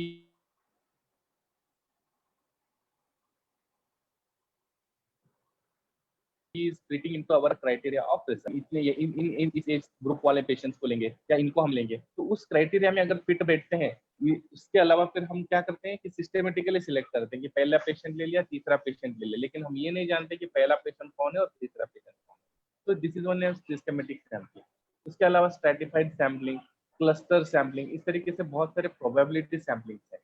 उसके अलावा अगर नॉन प्रोबेबिलिटी सैम्पलिंग की बात करें, कन्वीनियंस सैम्पलिंग है, जहाँ पे हम ये कह सकते हैं कि हमें अपने कन्वीनियंस के हिसाब से सैम्पलिंग करना होता है। कन्वीनियंस इन द सेंस हम क्या करते हैं, अच्छा मुझे ये ज्यादा सुटेबल लग रहा है तो कन्वीनियंस के हिसाब से हम सैम्पलिंग। कोटा सैम्पलिंग होता है, तो उसमें हम देखते हैं कि कोटा मतलब पर्टिकुलरली जैसे अगर हम देखते हैं ना कि किसी भी कहीं पे भी सिलेक्ट हो रहा है, कि कहीं पे भी सैम्पलिंग हो रहा है, तो पर्टिकुलर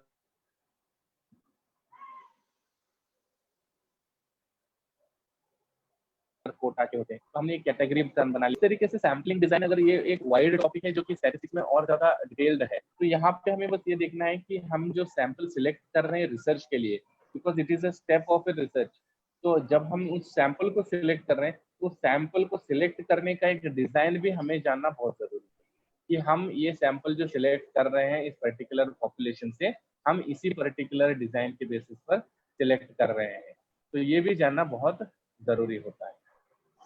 ओके, यानी सर अभी हम लोगों ने सैंपल को भी सिलेक्ट कर लिया और इनको मेडिसिन भी दे दी। अभी इस मेडिसिन देने के बाद इस सैंपल पे क्या क्या हमें देखना है, मतलब क्या क्या हमें ऑब्जर्व करना है, या इनको क्या हम किसी वॉल्यूमेट्रिक न्यूमेरिकल डाटा के रूप में देखते हैं क्या? ये सब क्या ऑब्जर्व करना है या कैसे कलेक्ट करना है, इसके बारे में भी सर थोड़ा सा प्लीज हमें जानकारी मिलेगी तो बहुत बढ़िया रह जाएगा। बिल्कुल बिल्कुल, एक बार हमने अगर एक सैम्पलिंग के कैटेगराइजेशन के बाद जब हम उस पर्टिकुलर सैंपल को सिलेक्ट कर लेते हैं फॉर द पर्टिकुलर स्टडी, फिर नेक्स्ट हमारा काम होता है कि ऑब्जर्वेशन। उसके लिए हम जो क्या होता है ना, जब हमने रिसर्च क्वेश्चन फॉर्मुलेट किया या हमने हाइपोथेसिस बनाया और रिसर्च का एक पूरा डिजाइनिंग जब हमने कर लिया,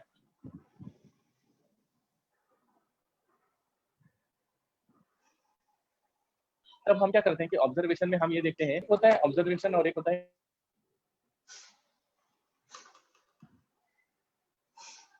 जो रिजल्ट का बात करते हैं, जैसे ऑब्जर्व वाले कितने लोग, इस पर्टिकुलर जेंडर वाले कितने लोग हैं, तो ये जो एज इन सब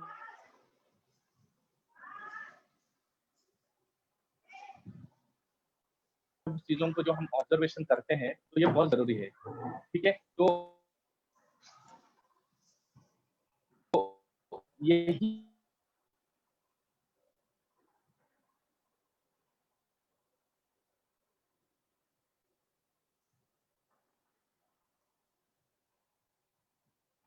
और इसी के बेसिस पर जो result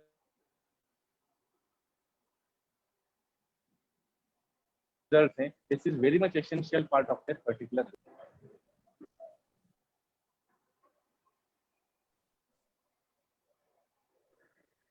hello hello, yes sir.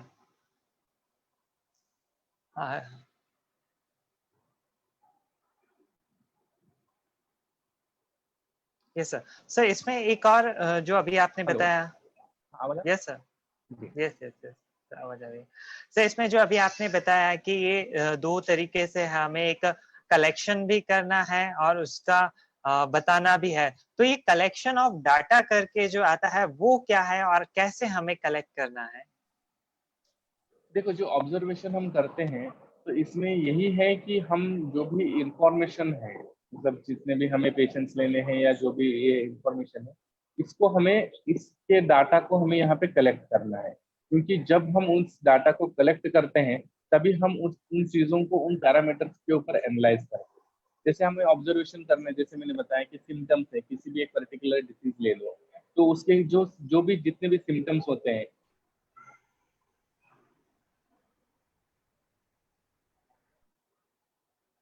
तो हाँ, जरूरी नहीं है कि सारे सिम्टम्स सारे पेशेंट्स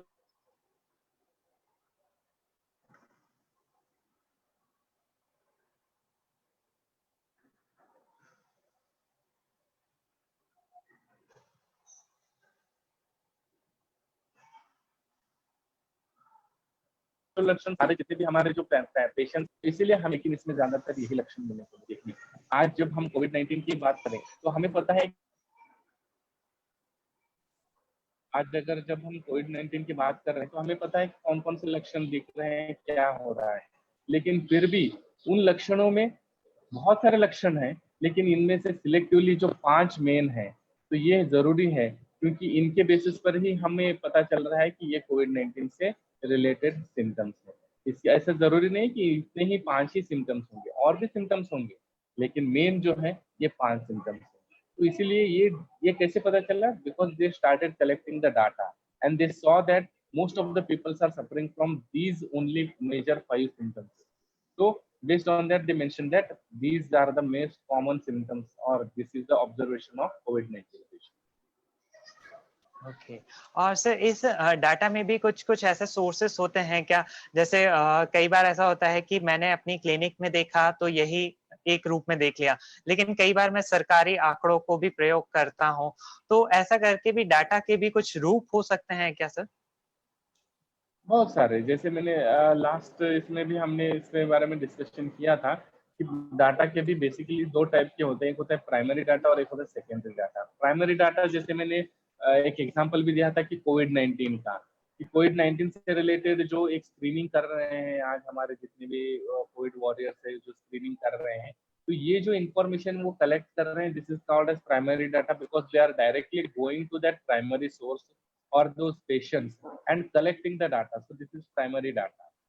ठीक है, तो जब हम अपना रिसर्च करते हैं तो अगर हम पेशेंट्स को अप्रोच करके हम उनसे इंफॉर्मेशन डायरेक्टली ले रहे हैं then definitely that is known as a primary data. लेकिन जब सर्वे या सर्वे टाइप ऑफ रिसर्च की जब बात आती है तब हम क्या करते हैं कि we will also take the help of the other sources like already collected data for some other reasons, not for this particular research। some other reasons के लिए जो डाटा होता है, जो सेंसस होता है, जो कलेक्टेड किया गया रहता है, जैसे हॉस्पिटल में हमें मॉर्टेलिटी रेट पे सर्वे करना है, तो मॉर्टेलिटी रेट के लिए हम क्या करते हैं कि हॉस्पिटल में उन्होंने अपने लिए रिकॉर्ड रखा है कि कितने बर्थ हुए हैं, कितने मतलब मॉर्टेलिटी रेट है, तो ये हॉस्पिटल वाले जो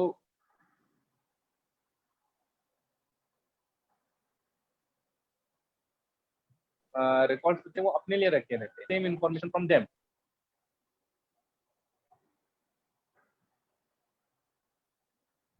So that's why that type of data is again known as he survey studies होते हैं, वहाँ पे सेकेंडरी डाटा का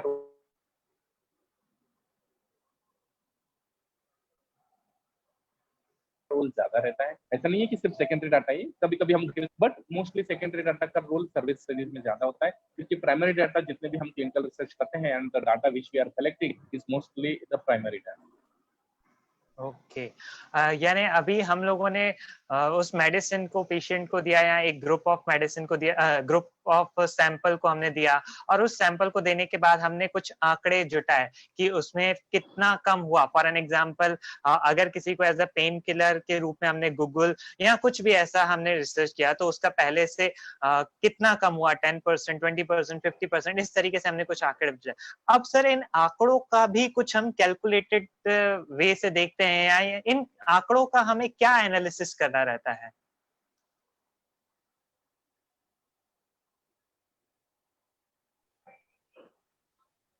our this particular subject that is the statistics. ठीक है, तो जब हम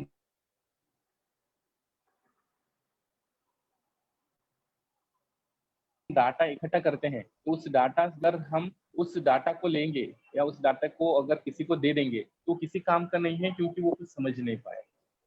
And if we want a fruitful outcome from that particular data, then we have to apply the statistics, and that is especially the medical statistics का जो हिस्सा होता है, that is to analyze the data। तो इसको जब हम analysis करते हैं और उस डाटा को एनालाइज स्टैटिस्टिकली जब एनालाइज करते हैं तभी जाके हम उसका एक रिजल्ट जो है या एक आउटकम जो है वो हम प्राप्त करते हैं। अब देखो, डाटा एनालिसिस में बहुत सारे स्टेप्स हैं। जैसे जैसे ही हमने डाटा कलेक्ट कर लिया, नेक्स्ट प्रोसेस होता है डाटा को टैबुलेट करना। टैबुलेट करने in the sense we have to arrange it in a systematic order. ऐसा नहीं है कि डाटा है और हमने कलेक्ट करके रख लिया है और किसी ने पूछा कि अच्छा बताओ तुम्हारे पास इतने इतने एज ग्रुप के कितने लोग हैं, तो हम फिर हर एक को ढूंढते बैठे हैं। ऐसा नहीं है, we have to tabulate it in a systematic manner so that whatever the data which is required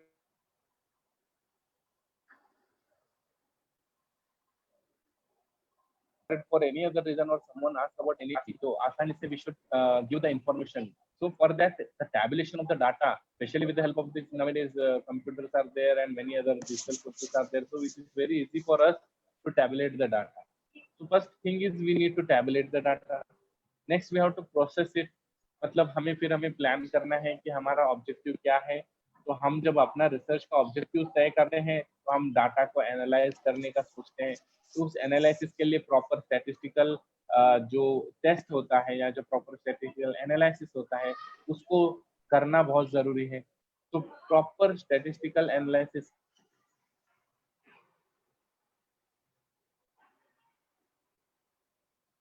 उसके बाद ही जो है हम एक कर रहे हैं कि ये जो पर्टिकुलर कॉज है और ये जो पर्टिकुलर इफेक्ट है, whether both are interrelated or not. In the same way, we can say that whether the effect of that particular medicine or on that particular disease, whether it is very much relevant or not. So how much it is effective, how much it is essential. So each and every aspect is completely means the whole analysis of data or the whole statistics is completely based on this. तो इसीलिए data को collect करना ही और collect करने के बाद सीधे analysis करना, analysis in the sense statistical application नहीं, उसके लिए बहुत सारे स्टेप्स हैं। कलेक्शन के बाद आता है टैबुलेशन, टैबुलेशन के बाद आता है प्रेजेंटेशन, प्रेजेंटेशन के बाद आता है एनालिसिस, एनालिसिस के बाद आता है इंटरप्रिटेशन। तो ये जब सब चीजें हो जाती हैं और उसके बाद ही मतलब ये जो चारों पांचों चीजें जो हैं, it is whole set is known as the data analysis. तो जब डाटा कलेक्ट करने के बाद इतने सारे प्रोसेसेस जब हम उसमें करते हैं, तो इसीलिए स्टैटिस्टिक्स एक अच्छा और एक वाइड सब्जेक्ट है जहाँ पे हम इन सब चीजों के बारे में जानते हैं। तो ये सब होने के बाद ही हम एक रिजल्ट तक या एक कंक्लूजन तक पहुंच सकते हैं। तो data analysis plays a very important role in case of research. Okay. यानी सर जब हम रिसर्च की बात कर रहे हैं तो रिसर्च की बात करते करते एक स्टैटिक्स भी उसका एक अभिन्न हिस्सा माना जा सकता है। यानी सिर्फ रिसर्च बिल्कुल कर बिल्कुल। देना अपने आप में कुछ एक अकेलापन सा रह जाएगा। यानी अभी रिसर्च के बाद हमें स्टैटिक्स भी समझना रहेगा। सर अभी जी जो ये हमने डाटा एनालिसिस देखा, हमने स्टैटिक्स को भी थोड़ा बहुत समझा, तो इस समझने के बाद जो हमारे पास निकला है रिजल्ट या आउटकम निकले हैं, इसके क्या सिग्निफिकेंट्स हो सकते हैं, या मेरे को लगता है कई बार इस डाटा का यूज या कुछ कुछ मिसयूज भी हो सकता है क्या? देखो, स्टैटिस्टिक्स अपने आप में एक ऐसा साइंस है जिसको हम मतलब it is very interesting aspect of this particular science. Statistics के बहुत सारे मतलब जितने भी हमारे जो रिजल्ट्स आते हैं, तो उसी के बेसिस पर हम उसका सिग्निफिकेंस बताते हैं कि whether that medicine is effective और नॉट और whatever it may be. But statistics has the power so that it can be misuse. मतलब स्टैटिस्टिक्स में अगर कोई आदमी एक statistician, specially the statistician, if he knows really well about these things, तो many things nowadays we can hear about these things also कि बहुत सारे डाटा जो है वो मैनिपुलेशन होता है। तो स्टैटिस्टिक्स में अगर हम भी जैसे एक यहाँ पे एक नीचे दिया गया इंफॉर्मेशन कि स्टैटिस्टिकली सिग्निफिकेंट रिजल्ट जो है वो 3 times more likely to be publish than null results. तो कैसे पॉसिबल है? ऐसा थोड़े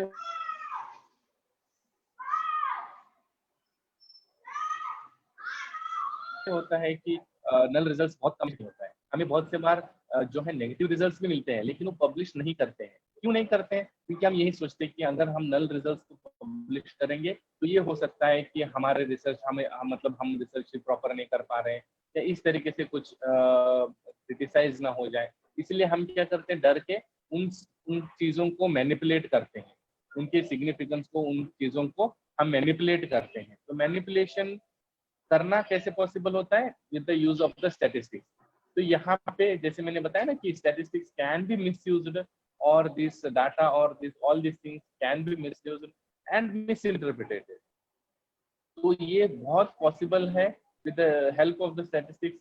most commonly most of the students, specifically the students or the researchers, so whenever we will find out or we try to, when we get the results which are negative aspects, so what we will do, we will just manipulate it and we will misuse the statistics and we manipulate the results and ultimately हमारा क्या होता है कि result significant होता है। So we should not do that. Even the null results or the opposite results, the insignificant results are also very much essential. वो भी बहुत जरूरी है, क्योंकि तभी पता चलेगा। देखो, जब तक हम गलतियां नहीं करते हैं और अगर जो एक्सीडेंटली मिला हुआ जो एक यश होता है ना, वो कभी काम नहीं करता। हमें जो अगर गलती कर करके जो यश मिलता है वो बहुत कारगर होता है। क्यों? क्योंकि हम गलतियों से सीखते जाते हैं। एक्सीडेंटली मिला हुआ यश जो होता है ना, उसमें हम कोई गलती नहीं होते और हम कुछ सीखते भी नहीं है। हमें लगता है कि अच्छा ये आसान सा हमें जो है ये जीत मिला है। तो statistics can be misused but it should not be done. Okay. यानी सर ओवरऑल देखा जाए तो हमने रिसर्च को एक दिशा दी कि हम कौन सी रिसर्च की तरफ जाने वाले हैं। फिर उसके आगे कुछ स्टेप बढ़ते हुए हमने रिव्यू ऑफ लिटरेचर देखा कि पुराना उसके बारे में क्या किया गया है, और उसको देखते हुए हमने अपनी एक उसकी एक जगह यानी उसका मूल बनाया या उसका एक उद्देश्य बनाया, और उस उद्देश्य के साथ एक रिसर्च को डिजाइन देते हुए हमने जो मटेरियल्स एंड मेथड्स थे उन सबको प्रयोग करते हुए हमने देखा कि एक हमारा आउटकम एनालिसिस या आउटकम डाटा के रूप में दिखा, जिसको हमने स्टैटिक्स के रूप में इस तरीके से ये आउटकम निकला। अब सर ये जो आउटकम निकला है, मतलब कि समझने के लिए मान लेता हूं कि मेरी ये मेडिसिन यूजफुल हुई या इस व्याधि में रिजल्ट्स दे रही है, लेकिन अब इस रिसर्च को मैं दुनिया को कैसे बताऊं, या इस रिसर्च का मेरे साथी लोग कैसे फायदा ले सकते हैं, तो उसके लिए हमारे सामने क्या रास्ते हो सकते हैं सर? देखो, जैसे लास्ट इसमें भी मैंने बताया था कि आजकल there are many modes of communication. मतलब पहले में ये था कि हाँ, ओनली साइंटिफिक राइटिंग्स और पब्लिशिंग द आर्टिकल्स और writing the books are the only modes of communication. But if you go in the if you see in the present era, there are many other methods of communication are there. जैसे कि सबसे basic जो है वो है scientific writing. तो इसमें भी अलग अलग होते हैं, जैसे हम ओरिजिनल पेपर होते हैं या रिसर्च पेपर्स होते हैं, शॉर्ट कम्युनिकेशंस होते हैं, केस स्टडीज होते हैं, रिव्यूज होते हैं। तो इन सब चीज़ों को आज आजकल हम पब्लिश कर सकते हैं। तो इन सब चीज़ों को पब्लिश करने से हमारा रिसर्च जो है, it will reach out to the maximum people and specially to the all the medical fraternity who are practicing in the remote areas और इन द रूरल एरियाज। तो जितना अच्छे से हम अपने रिसर्च को पब्लिश करते हैं और जितना सिस्टमेटिकली हम उन चीज़ों को पब्लिश करते हैं, उतना ही अच्छे तरीके से वो कारीगर होता है and they will get to know about the research in a systematic way. इसके अलावा कुछ केस स्टडीज होते हैं, जैसे हमने सिंगल केस को स्टडी किया है और उसको थोरो जो एक्सप्लेनेशन है एज अ केस स्टडी अगर हम पब्लिश करते हैं, या किसी एक चीज के बारे में हमने सिस्टमेटिक रिव्यू किया है, जैसे हम लिटरेरी रिव्यू करते हैं तो उसमें हमने बहुत अच्छे से एक कोई पर्टिकुलर टॉपिक पे रिव्यू किया है, तो उसमें क्या हो जाता है कि एक type of A compilation means they will go through the detailed about these particular small topic into and thoroughly into that, and they will get to know that systematic review. And other than that, books हैं, या books में आजकल अलग अलग chapters भी हम लिख सकते हैं। And other than that dissertations are there,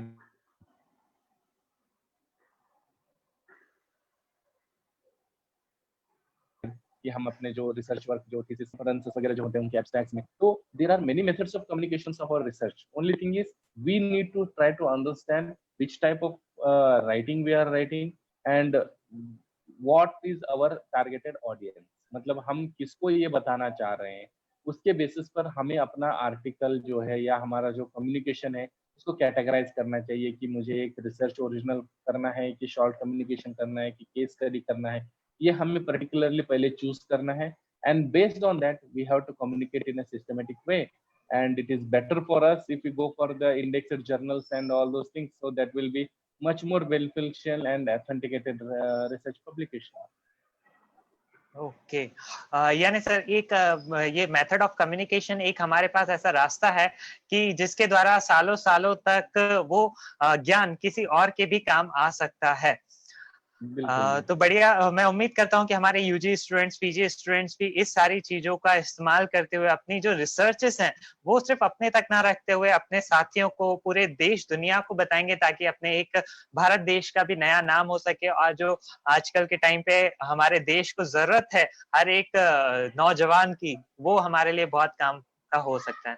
sir अभी जो हमने ये रिसर्च का देखा, लेकिन कई बार ऐसा होता है, हमने भी देखा है कि रिसर्च करना सब चाहते हैं, सब लोग चाहते हैं कि मैं देश की सेवा करूं या मैं अपने साथियों के लिए मदद करूं, लेकिन कई बार हम देखते हैं कि ना चाहते हुए भी हम एक दूसरे की चीटिंग कर ही लेते हैं या किसी और का मटेरियल ले लेते हैं अपनी थीसिस को काम करते वक्त। ऐसा भी एक कुछ वर्डिंग्स आता है, मैंने सुना है कई बार पेपर में भी। वो क्या है सर, प्लीज उसके बारे में भी हमें जरूर अवगत कराइए, ताकि हमारे साथी उसके प्रति पहले से अवेयर रहें तो इस गलत रास्ते पे ना जाएं।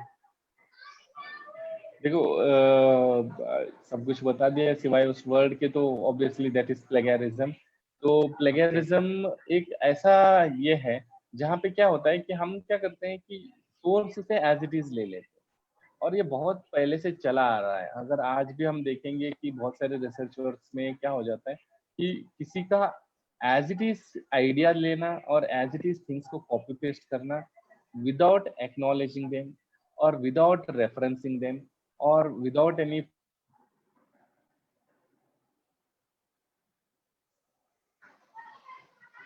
Proper taking the copyrights and all those things की वजह से क्या हो जाता है कि आजकल बहुत ज्यादा ये चल रहा है। क्योंकि देखो ओल्ड मतलब जो पुराने जमाने में अगर हम बात करें या मान लो अभी 10-15 साल पहले की अगर हम बात करें, तो जहाँ ये नहीं पता चलता था कि इंडिया में अगर आज मैं यहाँ पे हम बैठे हैं भोपाल में और हम ये चाह रहे हैं कि कन्याकुमारी में या मतलब केरल में कौन सा क्या रिसर्च चल रहा है, हमें नहीं पता। जम्मू कश्मीर में क्या रिसर्च चल रहा है, हमें नहीं पता। ये 10 साल के पहले की वस्तुस्थिति ये थी। लेकिन आज का जमाने में क्या हो गया है, या हमें अगर नेट पे सर्च करें तो बहुत सारे ऐसे हैं कि सारे यूनिवर्सिटीज ने अपना एक ओन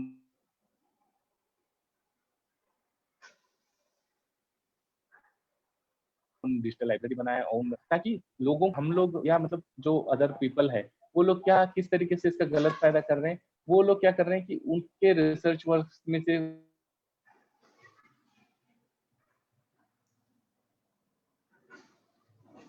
पूरा एस्पेक्ट्स एज इट इज ले लो, और अगर आप उसमें से कुछ एस्पेक्ट्स ले रहे हैं but it should be in your own words not in the different words, and that too we have to acknowledge the source that this particular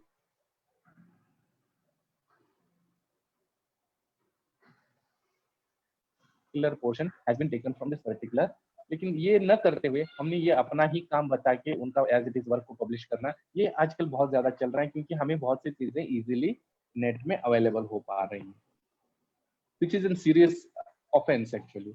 obvious है कि अगर हम अपने काम को अगर कल को यही बहुत बार हम होता है कि हमने किसी कहीं पे भी हमने अपना काम कर लिया और कोई आके लास्ट मोमेंट पे अगर उसका क्रेडिबिलिटी लेके जाता है तो obviously that is very much harmful to the society. तो that's why plagiarism should be avoided and it is completely stopped. हम जितना हो सके हमें उनसे इंस्पिरेशन लेना है और उससे इंस्पायर होकर हमें अपना काम करना है, ना कि उनके काम को एज इट इज रेप्लिका करके अपना काम बताना है। That is very wrong thing ऐसे। So better it should not be done. So plagiarism better it is to be completely avoided. Okay. यानी सर इसका भी हमारे लिए मतलब बहुत इंपॉर्टेंट सेक्शन हुआ कि हमें काम तो करना है लेकिन एक अपना नया रास्ता बनाना है, और अगर बाकी सबसे इंस्पिरेशन लेनी है लेकिन रास्ता अपना ही होना चाहिए। ओके। सर अभी इस पूरे काम के बाद हम देखते हैं मतलब ये जो रिसर्च भी हुई, रिसर्च के बाद उसका पब्लिकेशन भी हो गया, लेकिन उस पब्लिकेशन में एक लास्ट सेक्शन आता है जरूर जहाँ पे बहुत सारे बुक्स के नाम लिखे रहते हैं। वो सेक्शन क्या रहता है या वो क्यों जरूरी है sir?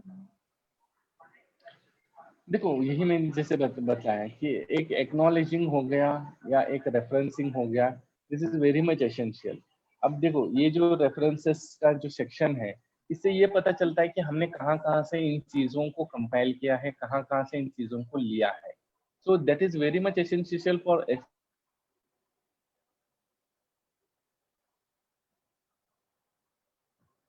essential for the research। Source book क्या है या इनका सोर्स क्या है this particular for this particular topic या पर्टिकुलर रिसर्च।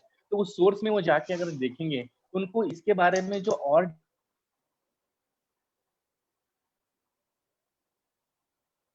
डिटेल जानकारी चाहिए वो भी मिल जाएगी।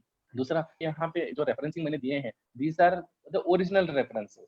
जो मैंने इस पर्टिकुलर प्रेजेंटेशन बनाने में जो रेफरेंसेस मैंने लिए हैं, उनका ही ये रेफरेंसिंग मैंने यहाँ पे दिया है। So it is a kind of acknowledging them कि मैंने आपके जो ये कुछ वर्डिंग्स है या आपके जो ये एस्पेक्ट्स है, इनको लेकर मैं ये प्रेजेंटेशन ओके। बना रहा हूँ। So this is our we have to acknowledge them, we have to reference them properly। और अगर रेफरेंसिंग और बिब्लियोग्राफी की अगर बात कर ले तो बहुत सारे एस्पेक्ट्स है, बहुत लेंथी है, लेकिन हमें उतना डिटेल में नहीं जाना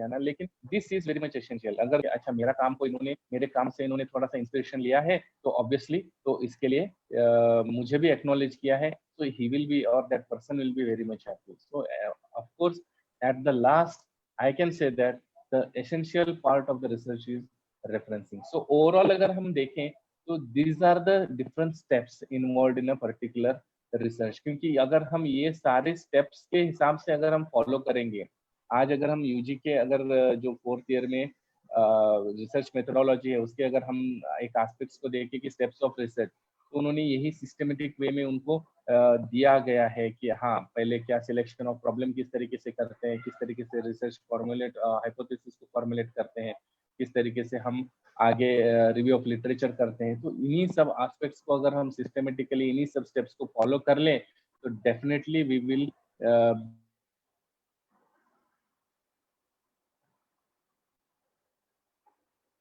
be a very good researcher and we can carry out a very great research.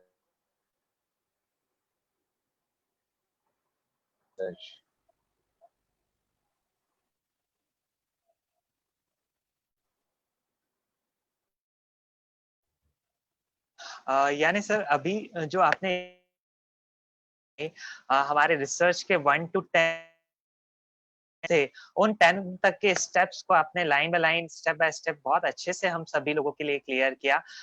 तो मैं उम्मीद करता हूँ हमारे सारे यूजी स्टूडेंट्स को भी, साथ ही पीजी स्टूडेंट्स भी, साथ ही जितने भी रिसर्च स्कॉलर्स हैं, या एज ए क्लिनिशियन, क्योंकि सबसे बड़ा रिसर्चर तो क्लिनिशियन ही होता है, या उससे भी बड़ा रिसर्चर वो जिसका मन कहे कि हाँ मुझे कुछ नया करना है। तो दोस्तों हम सब नया करना चाहते हैं, यानी हम सब लोग एक रिसर्चर की भांति इस आयुर्वेद जगत में कार्यरत हैं। मैं उम्मीद करता हूं कि हम सब लोग भी इस रिसर्च करते हुए आयुर्वेद को एक नई दिशा, एक नए सुदृढ़ प्रदान करेंगे, दृढ़ स्थिति प्रदान करेंगे। तो once again thanks to doctor Prashant Math sir, जिन्होंने इतने इजी वे में, इतने स्टेप बाय स्टेप हमें रिसर्च एंड स्टैट के सारे मेथड्स बताए। Sir thank you so much कि आपने हमारे यूजी पीजी रिसर्च स्कॉलर, सारे क्लिनिशियंस के लिए इतने जो बेहतरीन तरीके से बताया, उसके लिए हम सभी पुनः पुनः आपका धन्यवाद करते हैं। और इसी के साथ मैं माइक को ओवर करता हूं डॉक्टर प्रतिभा की तरफ कि हम इस सेशन को अंतिम दौर की तरफ ले चलते हैं। Once again thanks to doctor Prashant Math sir, wow organisation and Arpan Ayurveda pharmacy, जिन्होंने इस प्लेटफॉर्म के माध्यम से हमारे सभी साथियों को और एक आयुर्वेद को सुदृढ़ स्थिति प्रदान करने का नया कदम उठाया। Thank you everyone. Thank you. Thank you मुझे कहना चाहिए डॉक्टर प्रशांत डी मठ जी, डॉक्टर रंजीत नारंग जी। तो दोस्तों आपने देखा कि सर ने कितने प्यार से, कितने धैर्य के साथ और कितने बेसिक लेवल पे जाकर आपको रिसर्च के इस सेकंड सेशन पे क्या करना है, क्या नहीं करना है, कौन से स्टेप्स फॉलो करने हैं, कहाँ हमें प्रॉब्लम आ सकती है, कहाँ आपको कैसे आइडेंटिफाई करना है कि आपको किस फील्ड में जाना है। सर ने हर चीज को इतने बेसिक लेवल पे जाकर और इतनी इंटरेस्टिंग स्लाइड्स के थ्रू, आपको भी मानना होगा कि हमारे विशेषज्ञों की प्रेजेंटेशंस बहुत शानदार होती है ना। हाँ, तो थैंक यू सर। मैं आप दोनों वैद्यों का बहुत बहुत शुक्रिया अदा करना चाहती हूँ कि आज आप यहाँ आए, आपने अपना कीमती वक्त हमें दिया और आपने हमारे दर्शकों को, आपने उनके साथ अपने अनुभव साझा किए। और मुझे पूरा यकीन है कि हमारे जो जूनियर दर्शक, मतलब कि जो बीएमएस फाइनल ईयर स्टूडेंट्स होंगे, वो अब काफी रिलैक्स्ड फील कर रहे होंगे, क्योंकि ये टॉपिक आई नो थोड़ा सा आउट ऑफ द बॉक्स लगता है, लेकिन मुझे पता है अगर आप हमारे साथ जुड़े रहेंगे तो ये आउट ऑफ द बॉक्स नहीं है, बिल्कुल इन द बॉक्स लगने वाला है। तो इतनी टेंशन लेने की जरूरत नहीं है। चलिए, तो कल आपके साथ जुड़ने जा रही हैं डॉक्टर प्राची दलवी कप्थेकर मैम। वो एमडी पंचकर्मा है, उन्होंने जामनगर से एमडी पंचकर्म विषय में करी है और वो इंदौर से कल हमारे साथ जुड़ने जा रही हैं। उनका टॉपिक है pemphigus vulgaris, a clinical presentation about that disease। तो बी रेडी एंड भूलिएगा मत, कल शाम को ठीक 7 बजे आपको अपनी स्क्रीन के सामने हमसे जुड़ने आना है। आज के लिए आज के लिए बस इतना ही। भगवान धन्वंतरी जी की कृपा हमेशा आप पर बनी रहे और इस कोरोना काल में आप और आपका परिवार सुरक्षित रहे। आप इस लॉकडाउन का वैसे भी हमें समझ में आ रहा है कि आप बहुत ही अच्छा टाइम का यूटिलाइजेशन कर रहे हैं, तो बस ऐसे यूटिलाइज करते रहिए। और जब लॉकडाउन खुलेगा, जब मोदी जी आदेश देंगे कि अब बस खिलाड़ियों मैदान में उतर जाओ, तो आ जाइएगा और बिल्कुल ताकत से अपने सारे अनुभव के साथ अपने पेशेंट को ट्रीट करिएगा और फिर हमें बताइएगा कि आपके क्या अनुभव रहे और हम आपके किस तरह काम आ पाए। चलिए आज के लिए इतना ही। अलविदा, धन्यवाद।